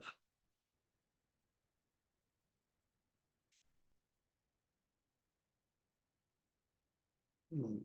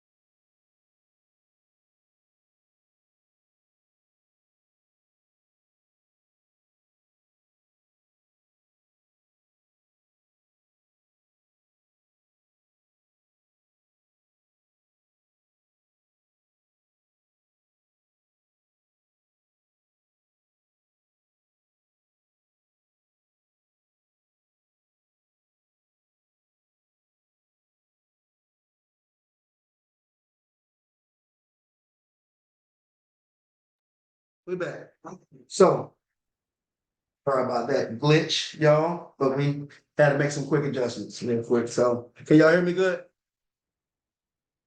Yep. Loud All and right. clear. All right, sorry about that, y'all, but here again, hey, that's how we work through stuff. Figure this thing out. So, where did I leave off? We talk about developing a purpose. So, really giving out your gift for free initially, because that's the development phase. That's when you want to really start refining it. You'll have and the thing is, you'll have opportunities to do that. So whatever your skill, gift, or ability may be, you're gonna have opportunities where people come ask you these things, and that's your refining process. And that actually leads us to the 5 questions of life that I actually was reading through one of Dr. Miles Monroe's books. You know, the first question most of us ask is, as we kind of discovering that gift and moving into development, is who am I? And that's an identity question, right? Then where am I from? That's like a heritage or source question. And then why am I here? And this gets us into that purpose. Like, okay, I'm here for a reason, but why, right? And then what can I do? This is that discovery development one. What's my true potential? So I may have this thing that I feel like I'm good at, that I like doing, but how good am I really? And you won't know until you get the chance of development. So let's go back to this Purpose Playbook analogies. So football players, you have, once you sign up for the team or you're invited to the team, you make the team, you go through this whole process, off season, where you start developing what you can do. You have practice times, you have specific drills, you have meetings to discuss the skills and the drills. And then you start having the springtime tryouts or the spring games and more summer practices. So you see, you have so much more time of practicing and or development than you do games. Probably 4 or 5 times as many. You get like 4 practices for each game, almost how it used to be. So as we talk about the development process for our gifts, we made this list. You may know what your dominant thing is right now. You may have to figure that out. But now the development process, this is the work, y'all. This is where you have to be intentional about your time. So will it be Amazon or Netflix binge watching? Or will it be buying another book for reading? Or will it be looking through, like I just showed, how to practically read through the Bible for action items and steps? 1 Kings chapter 10, you got the portion of King Solomon, who was the wisest man on earth. He literally had people coming to him. He was a business consultant. Heck, when you think about it, God showed us the very first thing he showed us in the Bible was that he was a creative person, creative being. The first thing he exposed is that he's creative. The creator created all this stuff and created people to create things that help this world go on, right? So even through that, there was a development process that when you look at the days of creation, that it developed. As soon as God said, hey, let us make the heavens and earth, like, let there be light. Then it said the earth was formless and void. Like, I equate that, y'all, if you go back and read the creation story, this is like the creation story for you when it comes to you realizing, oh, I think I know what my purpose is. Because right after the light, let there be light happens, the earth was formless and void. Y'all, that's interpreted as chaos started. Chaos started. All right, T, I see you. Chaos started. So all the turmoil, the things in life that literally is meant to shape and form us to where we can have a stronger idea of what we're supposed to do, those things have to start. They have to happen. Because if they don't, are we really going to move forward in development, right? So asking those questions about your potential, like I just said, why am I here? Purpose. What can I do? Potential. Here's what we all looking for. So where am I going? That's a destiny question. And all that is through the development process. So as I was talking about the football players and the teams, you have all these stages and phases of preparation just to go play for 60 minutes. We practice for like 8 hours. Even longer when you consider off-season training, months, right? You have all this preparation for these moments that are pretty much fleeting. So the development process, y'all, typically is the longer and lasts longer and will continue to be because there's never a stop in developing, if that makes sense. We're to constantly grow and develop. Life is gonna, like, if everybody right now just pause and take a real deep breath. So you're alive, which means you're gonna constantly learn and grow. And none of us will get to this point of all knowing, because that's God. And it's great, because we don't have to have that much responsibility on our shoulders. Okay? Think about it like that. But your development is now trying and practicing on these things before you can get to the point of charging anybody. Right? You don't want to say I can, like the thing now they talk about 10x in people's money, and I'm seeing what they're saying, because it makes sense that you can make a lot of money fast versus making a lot of money over a long period of time. You just got to learn how to do it and find the people really who already have the desire to purchase what you have. Right? So you have salesmen that go down in people's neighborhood and go from door to door to door to door to door. Right? Just knocking and hoping, knocking and hoping, knocking and hoping. That's really not the smartest thing to do. They can give somebody a job, but it's not the smartest thing to do. But if there's a way to find out the households that actually need what I'm selling, I'm going to them. I'm not going to keep going to these random places hoping that somebody might need what I have to offer. So now the selling process of products or gifts or what you're doing, your services to people and or products to people, when you know how to study the masses, your community, and identify where the problems are, that the problem that you want to solve, you go there. So let's talk about this. The body of Christ. The command is to go out there and fish, right? Go make fisher, be a fisher of men. Go talk to people and spread the gospel. It's funny because the company Apple, right? They create iPhones. You know what their marketing team is called? Evangelists. And they go around and they talk about a product that they learned about, that they believe in. So when they go talking, they sound so convincing, and people say, oh, I gotta have that product, and they buy into it. This is business. So why do I bring that up? Because we gotta go to where the people are. And the body of Christ, for the most part, are asking fish that we're supposed to be fishing for to come to where we are. Well, why don't we go to the pond? If we talk about fishing, and I'm literally talking about fishing right now, I can't go sit out in front of my house, talk about I'm fishing and ain't no water. That sounds dumb.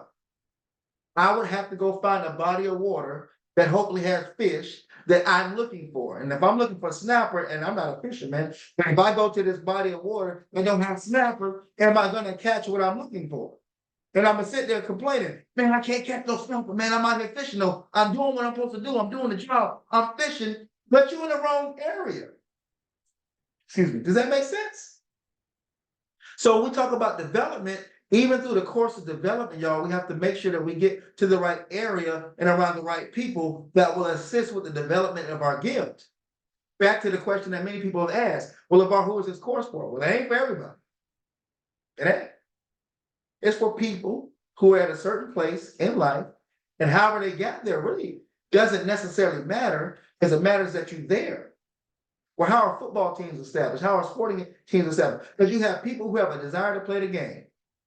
And then you get these companies and organizations that set up things in a certain way that they attract the people to them. And then a lot of times when it's time for scouting and recruiting, guess what they do? They send out the recruiters to go to where the people that they say they want to help their business flourish happens. So I said to say part of your development is to start learning people and learn where the people are that could benefit from what you have to offer. Learn is what I'm saying before you go try to sell anything. You have to learn people. So it brings me to another example. So we have this invention that we came up with back in 2011, the idea, 12, the product, and we kind of went from there, development process and everything else. Idea came, frustration came, then even the selling, all that stuff. Like this is even just as we talk about life's purpose. So I said it to say we invented this product, and I didn't know how the measurements would go. Esther Green, she's on here. My mom, she's been sewing all her life. She knows measurements. I didn't know nothing about measurements.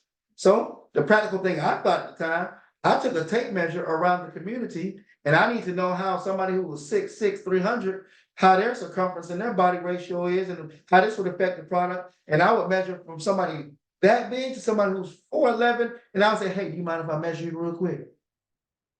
I was walking up to random people collecting data. Now, what would have been smarter, LeVar, is to probably look online, Google, AI, all this stuff, right? Would have saved me a lot more time. But at the time, I don't think AI was in effect like that. You see what I'm saying? Is you go collect this data, you learn, then you can start selling the product. Because we couldn't make a sale for them until we knew how it would even fit on a human body. And I hope that makes sense to when you think about your gift and or service. You don't necessarily know how to present that to people until you collect enough data for the people that you want to present to. The data I collected for this even is talking to a lot of people and asking total strangers, like literally total strangers. I walk up to somebody in the subway. Hey, what's your purpose? And I listen for their answers. And I listen for the people say, I never gave it no thought. Well, why haven't you ever thought? And I start hearing them share their life story. So I'm collecting data as I'm letting this person talk and share about themselves, which a lot of people don't get to do, to talk about themselves to somebody else so they can feel, here again, twofold for me, everything value. Oh, somebody cares about where I came from. I do, but I'm also collecting data. So through all that process, y'all, and I was in a profession that I didn't love, but I used it to my advantage. I was in law enforcement. So when I had to work the road and I had to keep talking to strangers all the time, I started doing that all the time. And guess what? I had an advantage. My marketing, most people wouldn't walk away when I said, "Come here for a second." That was bad, but I did. But I was helping people, talking to them about life and purpose and collecting data. So to Katika's question, the development process of your gift takes longer because of the learning process, really. As we think about the superhero story, all of a sudden they realize they got this gift, but then now it's the training phase. And you got to test it out to see, like when Superman first started trying to fly, he got on ground. It was an amazing moment. I love the music, the instrumentals. And he took off flying. He was all excited, like, oh, then he lost focus and crashed. Boom. Then he came up out the dirt. You could see him gather his thoughts, get focused, and he took flight. And there was no going back. And I challenge you, every person on here, you have to eventually take flight, but you have to go through all the phases before the flight can happen.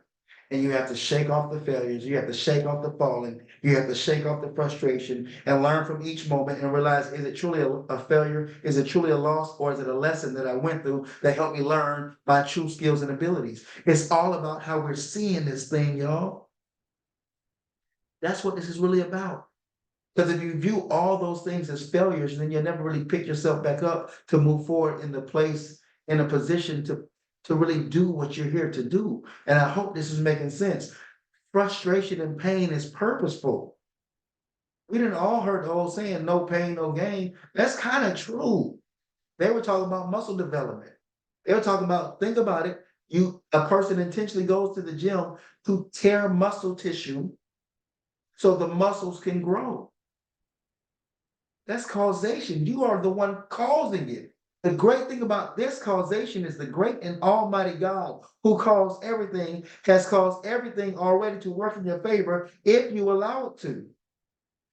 Or back to the analogy of someone getting, the pressure being of squeezing, they wiggle themselves out and they miss the opportunity for the shell to crack. Now here's your development. It's called a seed analogy. Listen to this. A seed is dead if it's not in the right environment. Let's just talk about an apple seed. You get an apple, you may get some seeds out of it. And the apple that you have has more of what's inside of it, right? They're called seeds. But those seeds technically will not benefit anyone until they get into the right environment.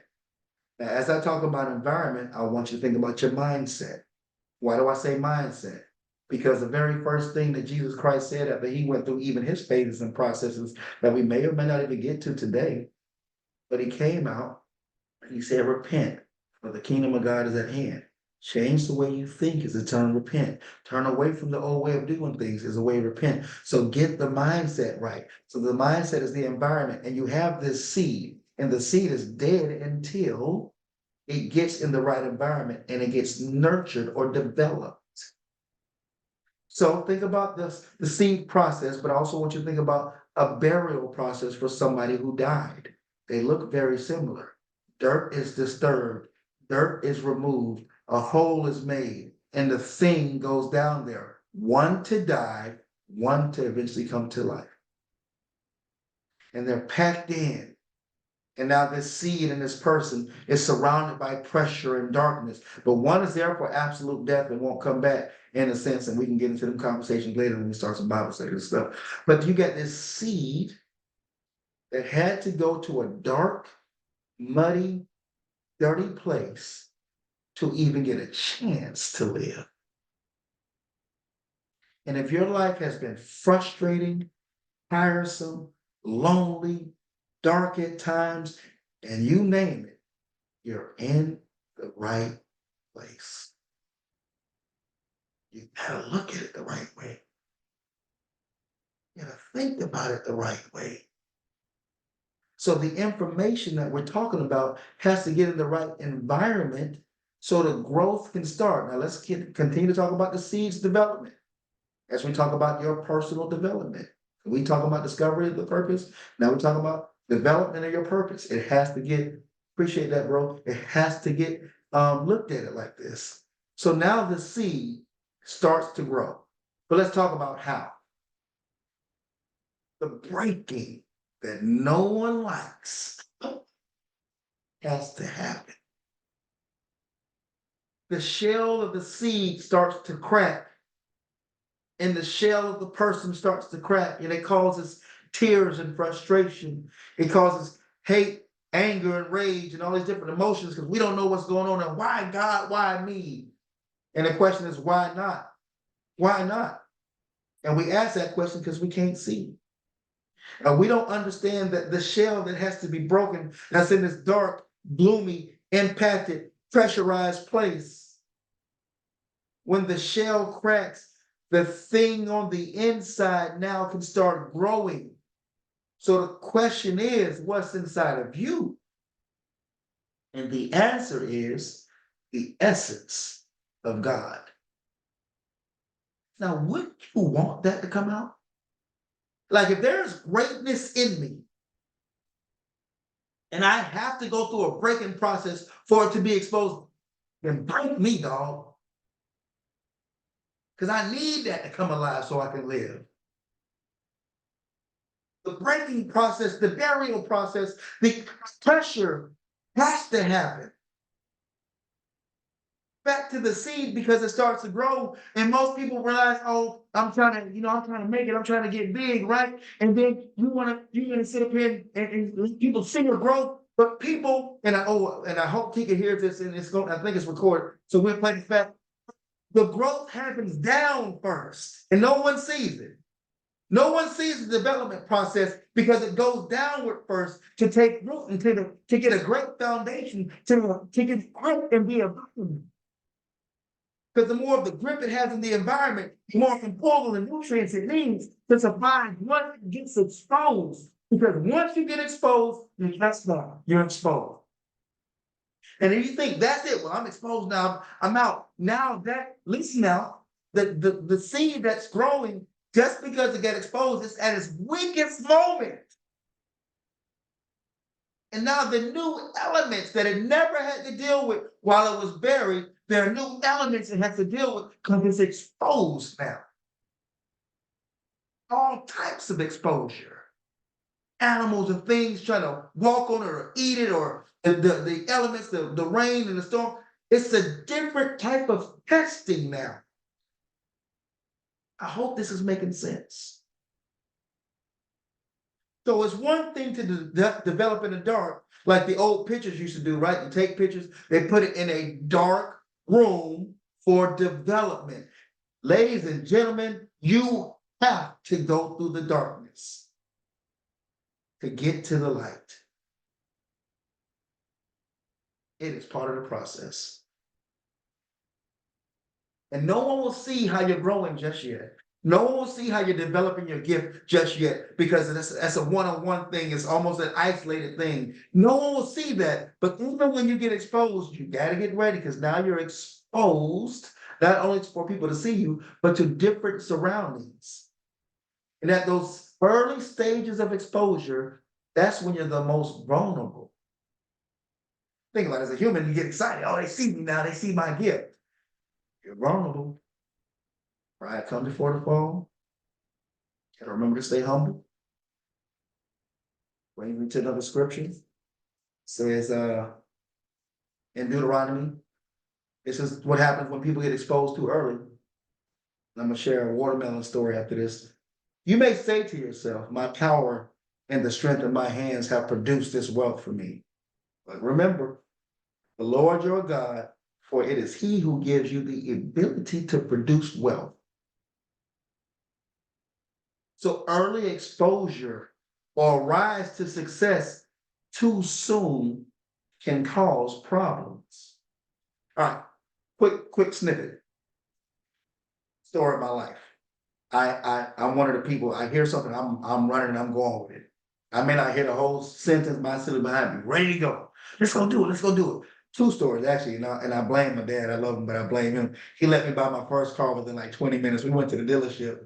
And I walked through the dealership and I want that one. He said, LeVar, he tried to tell me, sure you want to look around? No, I don't look around. I want this. And an hour later, we drive off the car lot and I instantly regretted it because the car I really wanted, I saw driving in the car.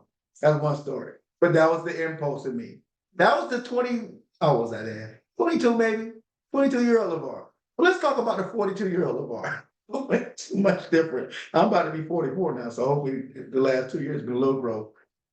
We do this thing we call Juneteenth. We do a big party with family and friends. And on the last Juneteenth, we have watermelon and different things outside. And this is going back to the seed analogy. Y'all catch this. So over by our fire pit, there were people eating some watermelon, right? This was in June.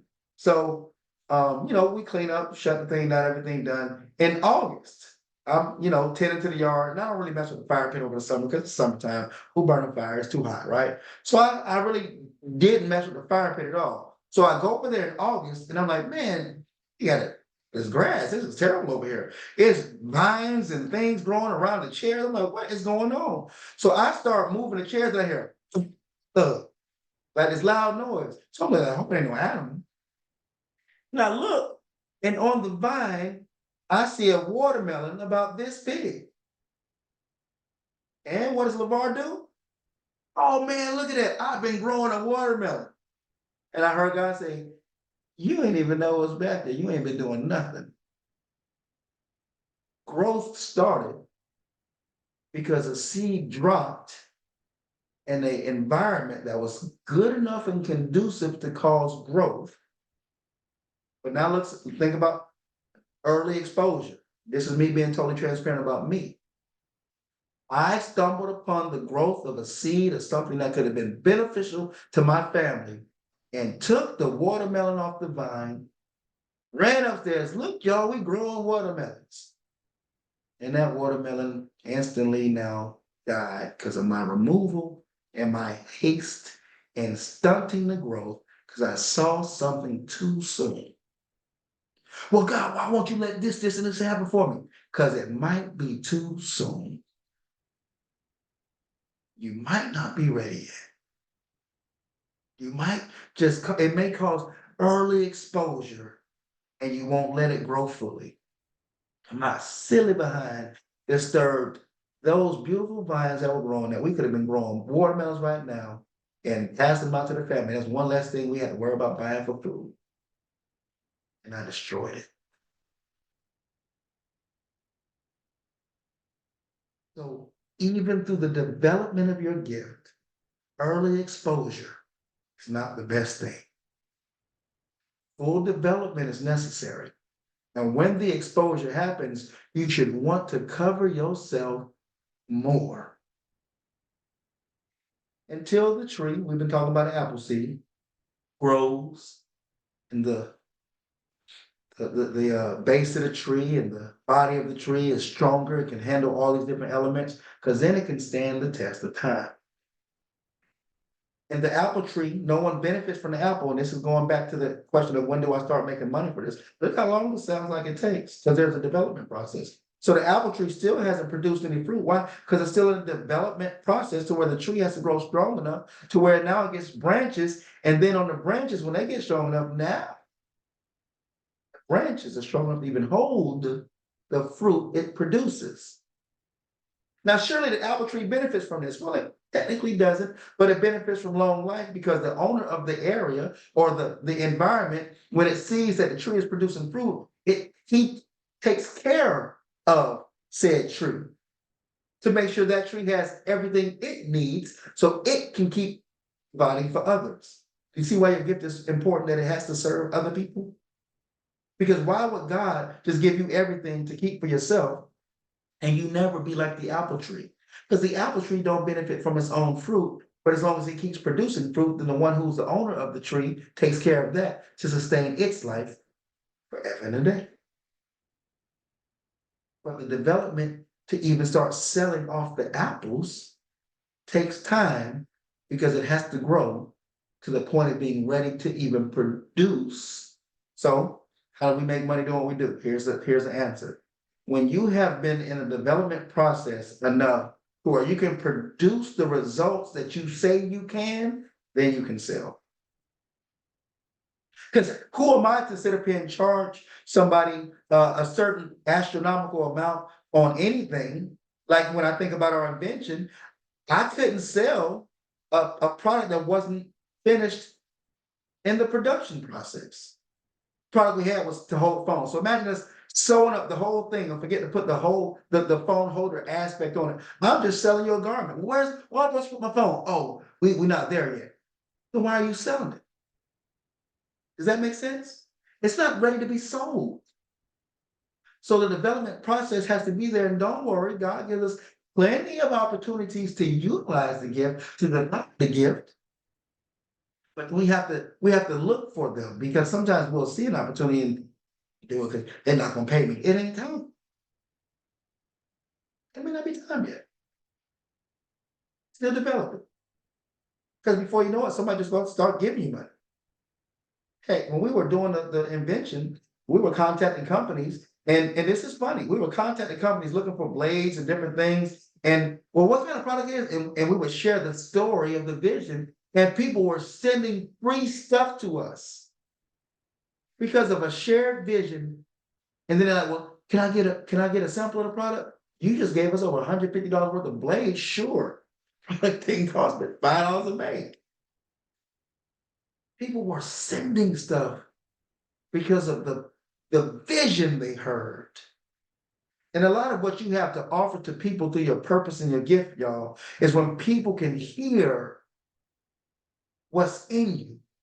When people can hear, and remember what's in us, the essence of God. So when people can hear what's in you, that's the attractivity. I just created a word, attractivity. Is that a word? It may not be. It is today. That's how it can be attractive.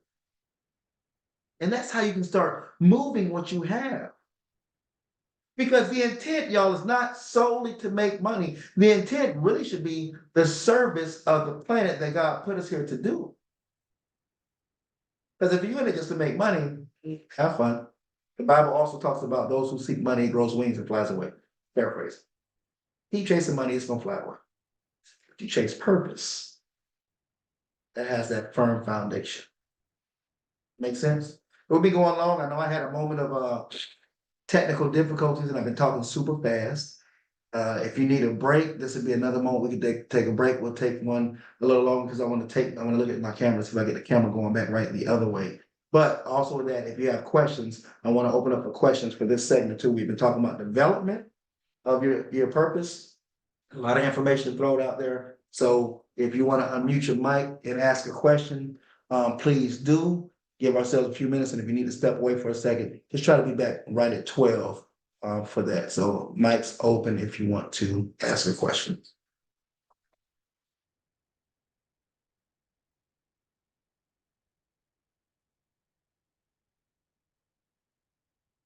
If you don't see me, just know I'm listening because I'm just getting this other camera back in play, okay? 12 o'clock.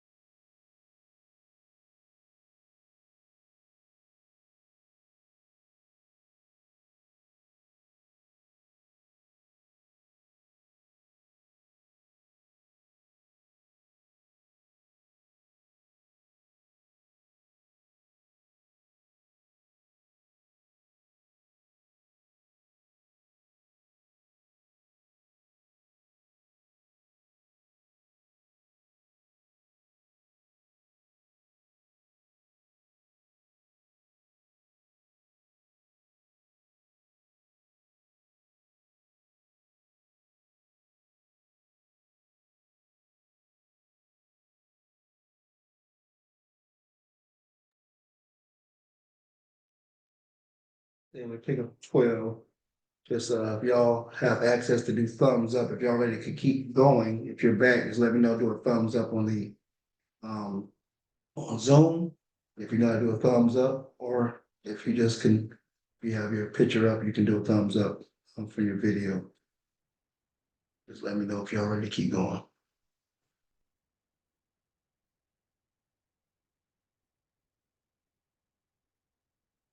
Just appreciate it. All right, Chanel, Lacey. Once again, just looking for thumbs up if you're ready to keep going. If you took your break, you're back. No, we don't have to give a full time frame, and we may finish up a little bit early today. You can enjoy your Saturday. I hope you've been enjoying it already. But if you got stuff to do, I definitely want to have a question and answer period towards the end of this.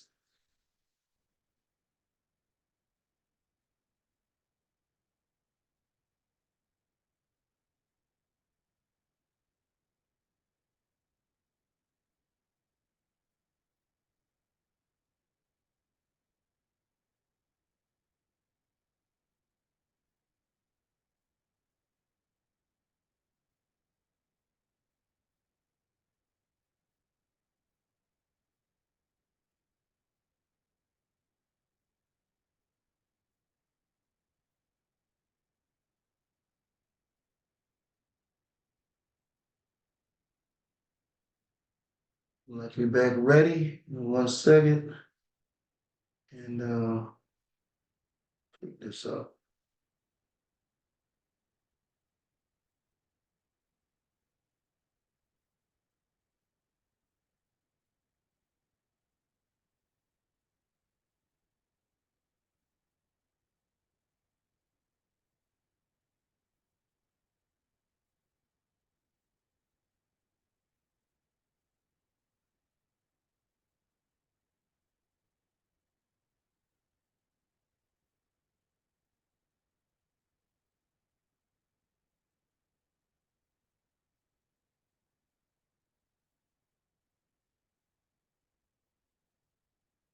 All right, y'all. So we're gonna pick back up. We'll keep going. So thank y'all for hanging in there, even through our technical difficulty that we had with the camera. So we so far talked about the discovery of purpose, how important it is to look within, also talking to the manufacturer about what your purpose is. We're talking about God for that. When it comes to you understanding what your purpose is. We talked about the development process. So development process is quite long, even though discovery, depending on when in life you start desiring to want to know that, development process is all the practicing and training and the intentional steps you take to get closer to refining that gift. Think about diamonds when they're in their stages before it's a diamond. Of course, it's a coal and it has to go through that pressure process. It has to go through the breaking process. And then even for it to be one of those diamonds is very expensive. They go through this cleaning and all the different things they do to make sure the quality of the product is there. Developing your gift is important because you want to be able to produce the quality and the results that you say you want to be able to give somebody. All right. So based on whatever yours is, that's so important to be able to produce what you say you can produce. So let's talk about deployment. So I, for one, in my 22 years of working in the field out here, I've never enjoyed a job. I just never have. I'm not knocking anybody who enjoyed employment, but LeVar Green has never enjoyed employment. I've always felt that just don't feel right to me. I always felt like I was supposed to have a higher level of freedom, although I was too immature to handle early, to go out and do what I, quote unquote, wanted to do until I realized that this I had to shift to him. Like my prayer really shifted to what is it that you have me to do? So help me start desiring that because I don't think you'll ever tell me no when I'm asking for something that you already want from me. Like that's how to beat the system. Like my daughter is a guru at this. She'll find out what I'm hungry for, or if I want to go out to eat, and know that, well, shoot, if he want to eat, and I know when to ask for fast food, I'm good. I'm gonna get it because he already wants it. She learned the system. Hopefully, she's not down here listening because now she really gonna take advantage of it. But she learned the system.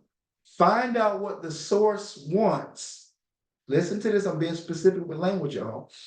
Find out, understand what the source wants, what his desire is, I'm talking about God, for your life, and line up with that, because now everything you ask for will be given.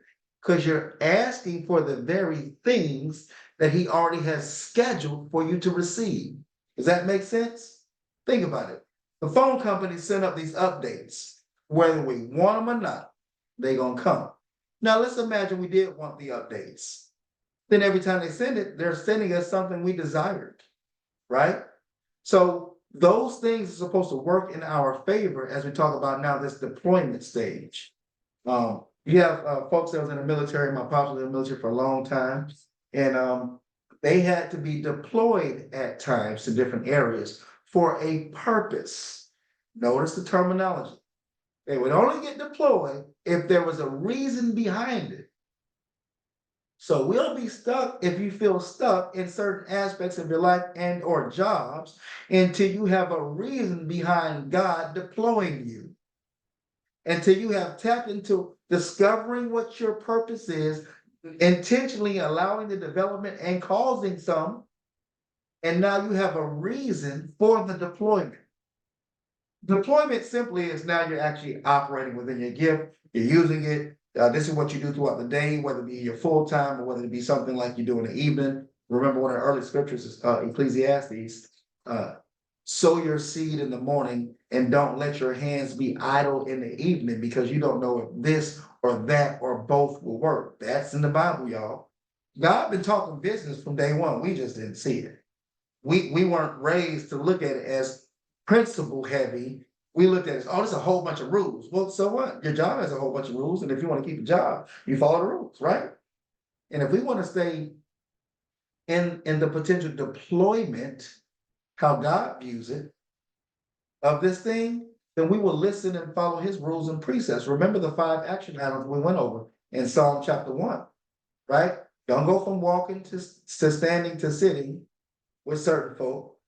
Delight in his laws and precepts. Think about them all the time. And then now everything you touch is successful. Those are 5 easily stated steps. But it's a challenge to actually accomplish them, because it's really an undoing sometimes a way of life that does hinder this deployment. So the deployment has to have a reason behind it. We don't get deployed without a reason, without a purpose. So you have to figure out your purpose. You have to tap into that before you talk about this. Let's talk about how the integration of purpose into daily life, okay? So incorporating purpose-aligned activities and habits into your daily life is what helps cultivate your gift and what preps you for this life of using it. Purposeful. Like, so now we got to think about the activities that help, right? We have to think about what we do throughout the day. Will it help? So I find myself now, like most people, I've found very good ways to waste money. But what I started doing is like, well, this $60 to $100 I waste every month. I started buying books or audiobooks. I live in Georgia as well, right? And anybody who lives in Georgia knows that traffic is never pleasant. You get stuck in traffic for hours at a time. So what I found myself now doing is having an audiobook that may be 9 hours long that I can finish in a week. Why? Because I go to work 5 days a week. That's 10 hours. Easy. You know what I mean? When I'm stuck in this vehicle, probably more than that. So I started finding intentional activities. Now, what type of books are you talking about, LeVar? Personal development, self-development. And I say all that because all of it still aligns to spiritual development. I don't know how to separate it. If there's a spirit living in me and this body is one with that, how do you really separate them? Should you even try? I don't think so. So the spirit life living, it's life. So I found myself doing intentional steps and decisions to make sure I spend the most time I can to now put me in the best position that my gift can be deployed. I can talk forever today because that is my gift. But if the information coming out is worthless, then what am I really doing? Does that make sense? So I know, no different than how a stomach of a human being can get larger and larger. You keep putting food and food and food in there, it expands. And the more information you put in your mind, in your body, your soul, it expands. So the more you actually start trying to learn and refine more about your gift, here again, transitioning from development to deployment, y'all, you have to intentionally consume information that will increase what you know about the thing, your skill set, your abilities to the thing. Those are intentional activities. Yes, God will allow life to bring circumstances to you that should push you to wanting to know more about him and his use for you through assignment and purpose. And there will still be circumstances that will help you with the development. But you still have to now be selective about what you give or pay attention to. I'm using words for a reason. Paying attention to something is no different than me going to a store and paying for a product. There's this exchange that happens. I see something I like and I pay for it. It's how I spend my money. So how do you spend your time? Because you're paying your life with it. And if you spend time on things that aren't worthwhile or useful for your assignment, then you have just made a bad purchase. Does this make sense? So if you're not spending your time wisely, it's like wasting money every month on things you shouldn't be spending money on. Man, money just flowed through my pockets. I don't know what I'll be doing. That's bad. You should be able to account for what we're doing, all of us. So how you spend your time, what you pay attention to, assists with your deployment. Because you may not be deployed too long if you now pay attention to the wrong things. Now this is challenging. I heard this from I think it's John Maxwell. He said the enemy of right is not wrong, but a good thing. So a lot of us can get caught up on, well, I'm doing a good thing, but is it the right thing for the moment? I struggle all the time. I love coaching. I still love football. But I always every year evaluate, is this the right thing for now, for this time in my life? Well, it's beneficial. I get to talk to the young men out there, be a positive male in their life, and be an influence, one who will share about the gospel. That sounds good, right? Well, how could that be the wrong thing, LeVar? Well, if God is saying, LeVar, I need you to be doing X, Y, and Z in that time frame that you're coaching, that's not going to match, son. But it's a good thing. So that's the challenge for us, y'all, is to know how to decipher between what's good and what's right, because neither is technically in the human's eyes wrong. But it's not about our eyes. It's about his, the king, right? The one who put us here.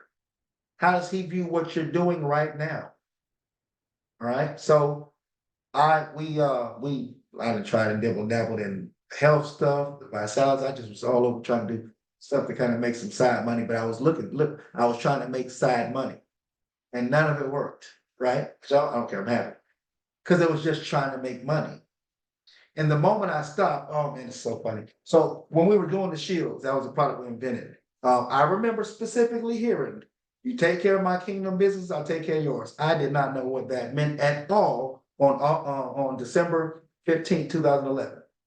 Had no idea, but I was excited. Oh, I think I just heard from God. I'm not hallucinating. We produced a product. Stuff happened that I was shown, maybe not on the magnitude that I wanted. But I remember during the times that I was out marketing the shield, he always told me, it's not about the product, it's about people. And I lost focus for a little while. I gotta push this product. I gotta make some money. And every time, and y'all, when I tell you it was the most embarrassing, every time I went to go try to sell the product, people were like, what is that? That looks stupid. I don't want that. Embarrassing, y'all, right? But every time I went to go talk to people about the vision in their life and how God is ready to speak to them and do some great things in their life, somebody else, totally random, started buying our products. I would come home to sales on the website because I was concerned about the profit margins. We talk about money here that God said is important. See, he sees a return on his investment, which was death, burial, resurrection, right? He was all in. He's like the venture capitalist or the angel investor that says, hey, I'm gonna give you everything you need to make sure that y'all can capitalize. I'm all in. Y'all got access to all of my resources and money, right? So we get down here and we had a business plan that he gave us, which is called the Bible, but we don't read the business plan. So we go out doing stuff that's not in the business plan and blowing through the money or time, because time is valuable. You should value time enough, you're making enough money. But we go through the wrong way of operating, and now this investor's like, y'all not doing a return on my investment. Because he sees the return on investment as people. The least amount of people that spend eternity away from him is the right investment for him. So am I out pushing products or am I out serving people? And I'm gonna tell y'all why God views our prosperity or success very important.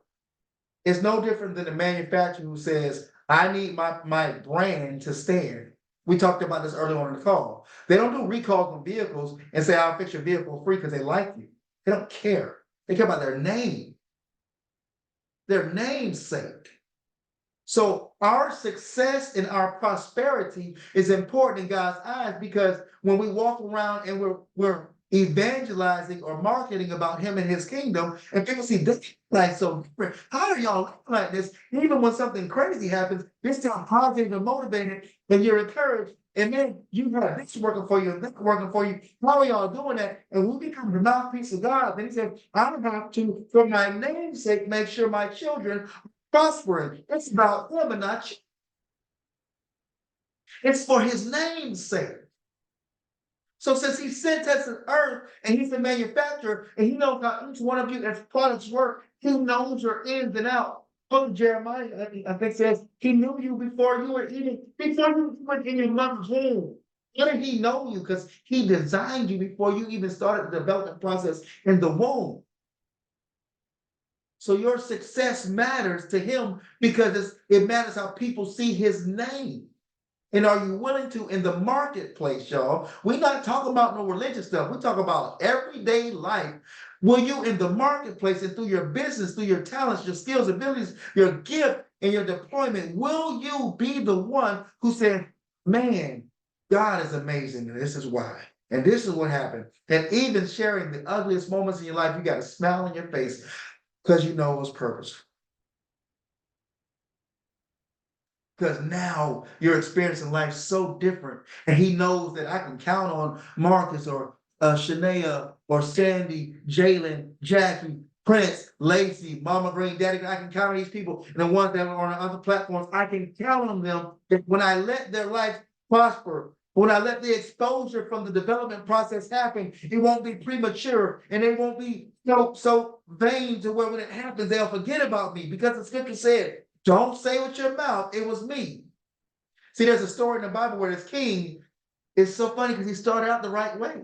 He was like, oh, God this and God that. He had statues about God. He was, and I've done nothing without God. And then somebody came and said, hey, there's going to be a period of time when things go wrong and your life is going to be in shambles and you're going to be in the wilderness. So remember this, make sure you stay focused on God. Well, 12 months later, if I remember the story correctly about King Nebuchadnezzar, he starts saying, look at what I did. Look at the kingdom I built. Look at this. Look at that. Look at how we're prospering because of me. And he forgot about the prophecy that says, you're going to be out in the wilderness. I think it was 7 years. I can't remember for sure. But he said, you're going to be out in the wilderness like an animal. Lost your mind because you have lost your mind. Because you thought everything now belonged to yourself. This is my stuff. This is mine. See, the way the kingdom operates, everybody, is the king is responsible for its citizens. And the greater the king's wealth, the more people he can take care of. And if we understood the process more, we would want to gladly be one of his citizens. Really, he calls us children to have access over ownership within your deployment of your purpose. So let's say this, imagine all of y'all had $20 million. That's your cap, you won't make no more, you get 20 million. But I have access to any bank in the world to get what I need for each day, whatever I need.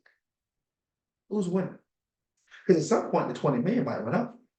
But if I go to the bank and I need to make a deal for 10 million today, I get access to that. I don't need to own because I have unlimited access to the king's resources, which is why it's important that although we come up with a plan, we bring it to the creator to say, does this match what you say your plan is for my life? So now that I can have this, the scripture says he'll give us our heart desires. Well, now my heart is aligned with his desires. So now I'm working the system really because I'm like, shoot, my heart is in alignment with my daddy's desires. So now I know everything I ask for, I'm good. Think about it. If you want to be deployed, as we discovered purpose, or we're discovering, because some of us have an idea, some of us don't. Some of us, I feel like I know what it is, but I don't know how to use it just yet. And now you understand the development process. There's a whole bunch of intentionality there, y'all. To develop the gift, you have to now choose activities that will help you develop it.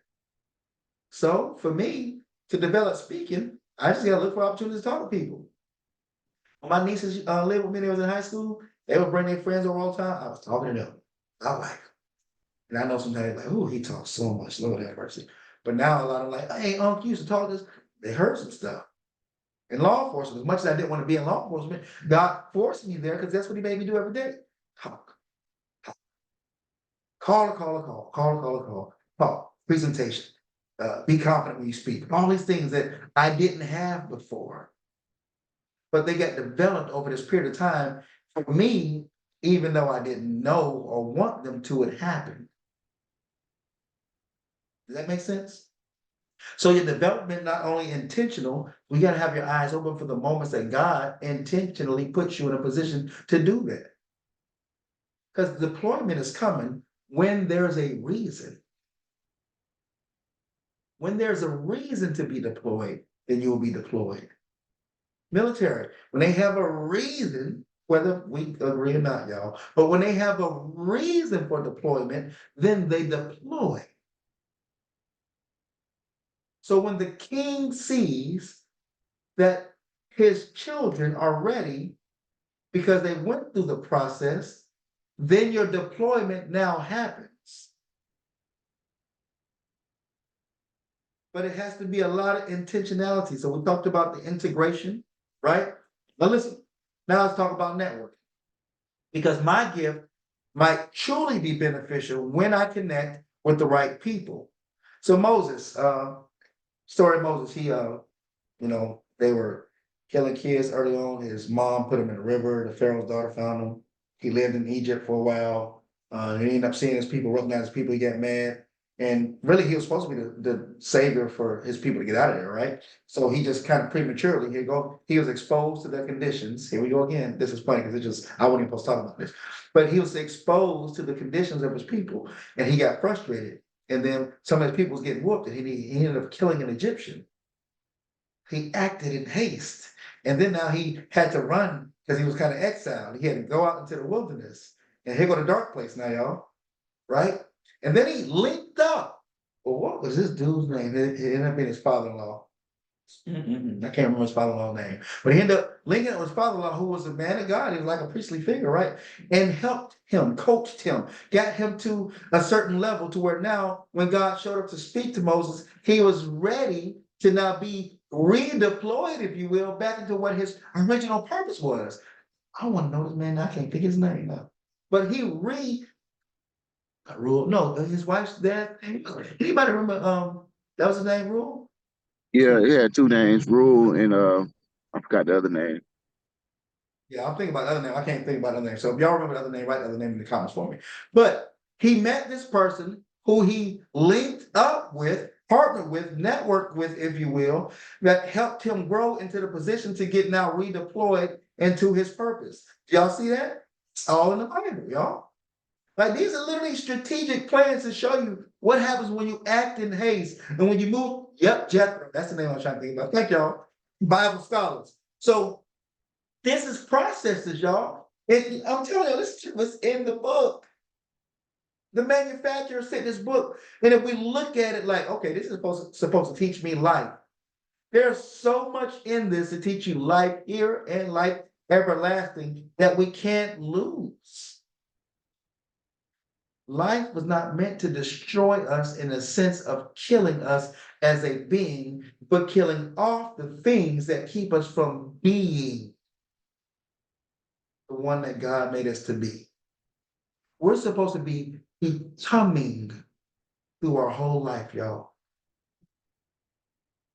Think about it, human beings. We're supposed to keep being something. Intentionality. So building a support network, connecting with people, y'all, is so important. Mentors and peers. Like I ask questions a lot. I talk a lot. I want to know, right? And I want people older than me. Heck, it's some people who are my age and even younger that have different aspects of life that they can share with me. I want the information. I want to connect. Because if I can connect to the right person, let's say, even here go another instruction. The Bible talks about networking. He said, if one can put down 1,000, two can put down 10,000. Come on. He's telling you, with the right connections, you can do more on this planet than you could ever imagine. Notice the word, the right connections. So creating an impact. You also want of course, your deployment to be impactful, right? So here again, looking for the opportunities that make the most impact. Now, evangelize. You can go from person to person to person. Maybe that's part of your process. Maybe that's part of the plan.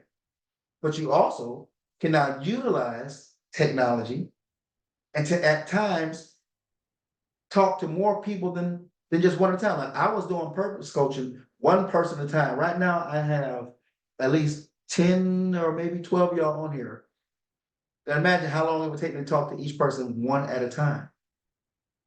Like now this is how we start utilizing different aspects of human growth and technology to make a bigger impact. My goal, and I did this, I personal trained for a while too. I know it don't look like it, so y'all stop the jokes. But I personal trained for a little while, and I was coaching, really training younger football players. And I told every parent, my goal is to train you, and I would love when they stayed out to watch, to train you and your child enough to where you don't need me. To where you don't need to pay me any longer because I have given you the tools needed to do this by yourself now. And if you keep me on, it's because you love the experience. It's the same thing with y'all here. If any of y'all needed some one-on-one coaching and different things like that, that's a little different. You know, it may cost a little bit, but my goal is to get you to the point where you don't need me. To where you can go off and now assist somebody else with getting to this level of understanding purpose, that's discovered development and deployment, to understand, oh, the king has the resources, to understand, let's keep connecting with him. I want you to not need me. Christ told his disciples, how long, listen, this is him, this is in the Bible, and if I'm wrong, y'all unmute and tell me I'm wrong. He told his disciples, how long am I supposed to be with y'all? Because he was training them to where his departure, oh, thank you. To when he departed, they were equipped to do the work that he made them to do. Back to the kingdom setup, y'all. We talk about the word of God being the Bible being the king's word, and he's giving all this information. In a kingdom, when the king has kids, if he wants them to be able to take over territory that belongs to him, what has to happen? Throw up in the comments if you're in a place where you can type. What has to happen? Because I'm gonna tell you. Because the king and his princes or princesses, they can't become king and queens unless two things at least happen. And as you type them, you'll know if you get the answer right. The king has to leave the area or die.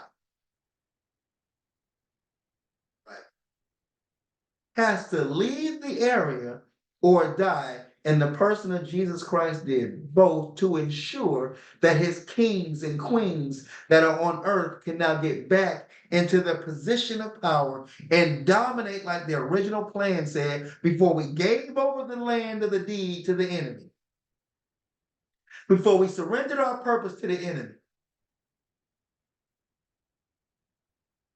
So each and every last one of y'all on here, you have been repositioned by that act to now really dominate in the area of gifting, not over people, but over a purpose that serves people that will pay you because you have now shown the value enough that they already want to give you money to so they can experience it. And that's how you start monetizing some of these things. If you practice and develop enough to where people sense the value so much that, man, can I give you some money for more of your value, please? Anybody love gasoline? No. I used to like the smell. Is that bad? But we don't love gasoline, but we know the value of what it does for what we need to get around. So we go, nobody puts a gun on here. We gonna give them some money. Hey, can I have some of your value gasoline, please? Somebody tell me I'm lying. Is that not how these systems work? That someone has shown value enough? I don't like going to the landfill. It stinks. So I pay for a garbage company to come pick up my garbage every week. Because they showed me a way to do it better. And I like their idea. So I give them money. They don't ask me. They never asked me. You know what I did? I knew I don't like garbage sitting around my house. Let me look for a company that will come solve my problem. Are you even exposed enough? And y'all, it don't really have to even be marketing. God will send people to you, and you'll never know how they show up because he says, I know one of my children has value over here, and I'm gonna send people over there so they can experience the value and you can actually benefit from it because you're an answer to the problems that I have on earth. Make sense? Look, let me get through this real quick because I want to kind of roll towards the end of this and talk about how we celebrate once we get to those points, okay? So we talked about the building a network, creating an impact, continuous evaluation and adjustment. Now, this is like football. So you get in the game, you have this game plan. Now, I get excited talking football, so give me a second. So you get in this game, you have a whole game plan for the week that you practice and you train for, and you get in the game plan, say you've been prepping for this one quarterback, and they come find out he's not playing. Oh, shoot. So we prep for this one player, but now we have to make adjustments. In 2019, 2020, something hit planet Earth that caused everybody to shut down and pivot. I believe God allowed it. It's okay. But he slowed life down enough to where people had a moment. The most entrepreneurs were birthed during that segment, y'all, because life shut down and people had nothing else to do but to be stuck inside and think or argue or whatever else they did. But people realized that I couldn't go to work. I had to figure something else out. They were forced into deployment. Some got into their purpose. Some of them started just figuring out I don't have to be at this 9 to 5. And then listen, people knew, well, since everybody can't be out, when did all these Uber and all this Uber Eats and stuff really happen? It got big around that time. There's only a limited number of people could be out. So somebody was smart to say, oh, let's make a company so we can pay people to go pick up the food because then you're going to take people. But that plan was already there. Domino's Pizza and other people, right? But no, they maximized this thing. They made the adjustment necessary before everybody else even figured it out, and they capitalized on that thing. Tell me where I'm lying. As one of my favorite, I would say, mentors from a distance, Byron Golden, he said, are you picking up what I'm putting down? But think about it.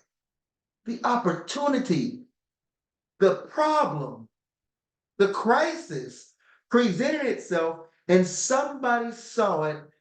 And I heard over there in the Asian culture, there's no word for crisis. It actually just means opportunity for them. So when crisis hits, they're like, ooh, we're gonna make some money. How can we capitalize? If I can be the first one to solve this problem, I'm there. Y'all, that's what this is about. So when it comes to the sacrifice of Christ, like when Adam and Eve, they fell for the bait, they sold off the land, and God told, Eve, Satan, well, he was talking to Satan, said, the woman that you tricked, her seed will crush your head, right? So God already had the problem, the answer to the problem, but it was gonna take a while to get here. So in the meantime, in between time, they was making sacrifices and stuff with goats and bulls. And I don't know why God loved blood so much. Honestly, I just don't know. But he do what he want to do, and I'm gonna feel that, right? Because I ain't make all this. So he had that whole system in place, but he knew he had the true answer coming later. But in the meantime, in between time, there was these temporary solutions until the permanent solution showed up. So even temporary solutions were still beneficial. So think about it, you don't have to be the answer, but you can be one of the many. So when I got discouraged, and it's funny because at my new place of employment, now I was one of the people that should be on this line. When I was kind of discouraged about the shield, the invention in business, and I'm like, man, everybody already doing stuff, right? All right, go ahead, Marcus, man, we love you, be safe out there. So she was like, well, did you ever look at the bread aisle? This person said, did you look at the bread aisle? I said, and y'all know me, anybody know me? You read a shirt. Okay, man, what the bread aisle got to do with me? Go look at the bread aisle. That's all this person said. So I went to the grocery store, looked at the bread aisle. And it's a whole lot of brands, and it's a whole lot of bread missing off the shelves. Because a whole lot of people like a certain type of bread and they keep buying it. So what I'm saying to you is, yes, it's probably a whole lot of people who might do what you feel like your gift is, but they're still not you. Even if they're walking in the will of God, they're still not you. And there's room enough for you to get in the place. Because think about it, if God made you to do certain things, he made a way for you to do it. Now, I understand some of us may fail in certain aspects of other business, and we might try to do something that God didn't tell us to do. So we get into that area, we're like, oh, it's not working because you outside of the lane that he made you to drive in. You're in a lane that's extremely busy, and it's extremely busy because you're extremely in the wrong place. Does that make sense? So to be deployed, you got to go through these processes. You got to make your adjustments, right? And you got to be open for those. More into transparency, I had to learn the hard way. I was not as open for suggestions from people for quite some time. Hard-headed. So people would make suggestions or try to say certain things, and I, in my head and my heart, already wasn't listening. I took a longer process, so I'm hoping y'all don't take as long as I did, because I was here again. I purposely made mistakes. I purposely made choices that I knew were mistakes, and I just didn't want to listen, and I wanted to learn lessons the hard way, because I don't know. But I have a story to tell about it, and I survived, and I'm telling y'all it's not worth it to not listen and look at the people who are sharing or going through things that you may go through, learn from their mistakes and their mess ups, and you can, kind of skip over that area. Okay, just word of advice. But to make these adjustments and to be willing to listen and to hear out, because here again, the connection with the right people can expand and make a larger impact. So let's think about Jesus. When he wanted to start his business, he wanted to get the word around, right? Now look at it like that. I always say he the CEO of the business. But he went around recruiting, and he didn't recruit religious folk. Look at the type of guys that were disciples. They were business owners. Interesting. And he recruited them to do what they were already doing for the most part. Many of them were fishermen. So they knew where to go to get the fish, right?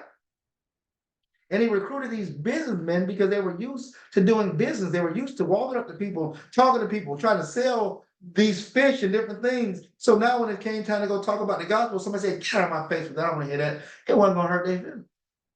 because they've been doing business. The model for success, y'all, is in the Bible. I'm not making this up. Maybe, hopefully now, when you start reading the Bible now, look at it as this is the biggest business proposition and manual ever of how to truly live this life. It changes the game. I promise you it does. Y'all, today has been, I'm thankful that y'all are on here, your presence here and listening, your ears. I know we were gonna go to 2. I don't think we need to go to 2. But the discovery, your development and deployment definitely is a process. And I think all of y'all are closer than you realize. Now, you still may need more conversations in this. You still may need more talks, and maybe you do need some one-on-one, because maybe some things you don't want to share in front of a group. That's fine. I'm available for that stuff. You can go to my website, istaymad.com. Just reach out to me through that and we'll talk. Okay, we'll talk. But this is like the beginning of this. God has already put things in motion for any human being to at least be curious about their assignment on earth. And it may not be birthed through frustration and being mad and all that stuff, but unfulfillment can come in many different ways. Curiosity of more can come in many different ways. Heck, you could have lived this, and this is the funny thing.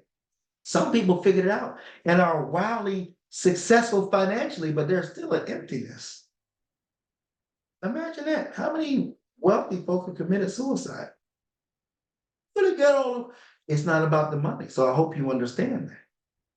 See, what people have coached and talked about as blessings from God, we have looked at it as materialistic.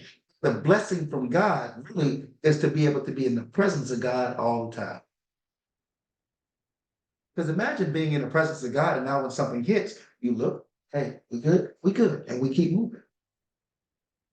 To know, this knowing that no matter what hits in life, this knowing that no matter what happens globally, it has been proven in my household, and if my wife is down here to tell you, every time there's a global issue, we take leaps and bounds forward. Our household always thrives in chaos.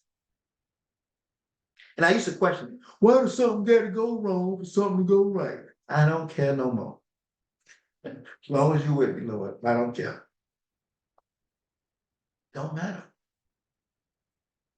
Why does a muscle have to tear for it to grow? Because when the muscles realize that you're gonna keep putting it through this punishment, then now it makes more of itself and it scabs up. So now your skin stretches out so you can handle more when more is needed. It's really that simple. So the pressure that you feel for unfulfillment, no matter how it has come to you, it's the preparation you need to live out your purpose in this life.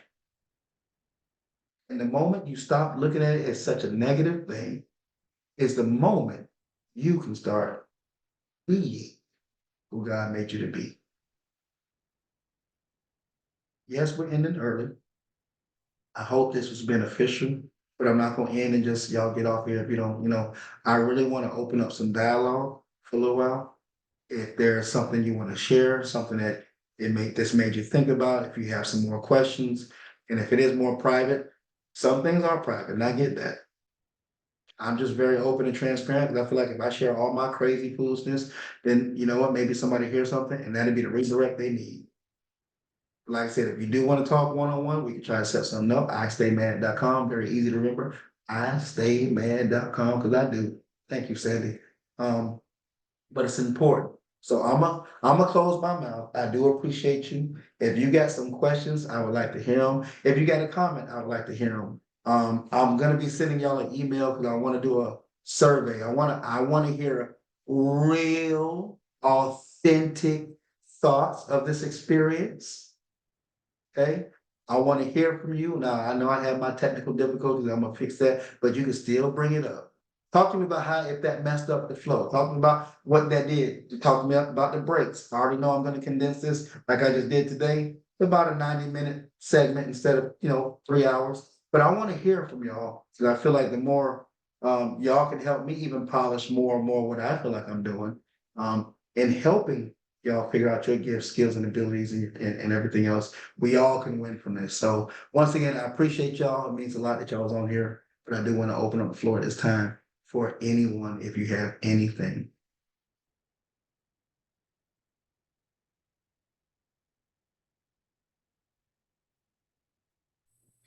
I I wanted to first say, and not just because I am who I am, meaning your mother. I've been so encouraged by this because the thing that I love so much, I won't say most, but so much, is sewing. I have been sewing since I was in the 3rd grade. I've never, and I started out sewing by hand. I have about 2 machines. Two things I wanted. I wanted to be a famous fashion designer. I also wanted to be someone to train others to walk in that realm of craft also. I have not successfully done either. I've had people that I tried to train and they said, oh, I didn't know it involved all this. Well, at first I used to try to encourage them, oh, just stick with it, you'll get better, you'll be okay, but they didn't want to, and I had to learn quickly. If they got to the point where they said, this ain't for me, let them go. Because then it was a waste of time for me. It was a discouragement for me. And to be a famous fashion designer, well, like I said, that didn't happen like world renowned. But I've been blessed to do some things that brought me a lot more, what do you call it? A word above satisfaction, the fulfillment than that, and so I'm thankful for that. And in fact, I've made several people some wedding gowns who couldn't afford to get what they really wanted, but they got from me something they totally loved. My daughter, I was blessed to be able to make her wedding gown. She came and she wanted this $10,000 wedding gown. I was like, and I was saying that, but then Holy Spirit said, you can make what she wants, and I could. And I did. And even my first wedding gown ever, I was blessed to be able to do that. And the accolades that I got from that, and in fact, on LinkedIn, several people from some school over in London looking at my, what you call it, that you have your profile. Mm-hmm. And I know it had to do with that because I don't know these people. And there were people all from all over the world in Jamaica when we were there, taking pictures just in admiration. That to me was a godsend, and that was my encouragement for where I'm going next. And I'm so excited. And I don't even know fully what it is, but I know it's about that sewing room. So I thank God that my husband finally finished it for me after 17 years in this house. And everything is set up and it's on me, according to God's blessing. So thank you so much. Thank you so much. I love it. In agreement. Appreciate it. In agreement. So I'll keep it open a few more minutes for anybody. And if anything, you can reach out through the website. But if you do have something you want to share now, that's all good. We appreciate you blocking off some time. But I did realize early on, like, I think 3 hours can be too long. I would rather do a 3-hour thing at a location with food and different breaks and stuff, which we will eventually get to.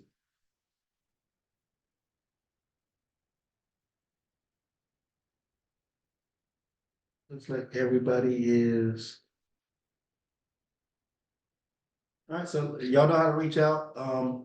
IStayMad.com. I see some messages coming in. I'm gonna read through those real quick. So Marcus, of course, he had to go. He had to go back to work. I'm just going to the top, look at all these. All right, good. Lacey said this was powerful. Please let God keep using you. Appreciate that. Jackie said this was great. Sandy, great presentation. Shania, this was great. Thank you. Learned some things. Excited for the next step. We do have another one that will be, I wouldn't say 100% the same. July 13th, that I will be pushing out, but covering just one step at a time. I think it's so much information sometimes, so we'll probably get into more of one step at a time, but I do have a couple other aspects. And that one we may focus on the creation of your purpose, I would say exploration, looking at the book of Genesis and the days of creation and how each person can look at that as an aspect of their life. So just know that it's gonna always be about purpose, because that's what I feel like I'm made to do, is talk to people about purpose. But there's so many different ways to view it that can help us see some different aspect of our life to get us there. So once again, I do appreciate your time. Thank y'all so much. Have an amazing day today, wherever you are, and I will be signing off. Thanks again.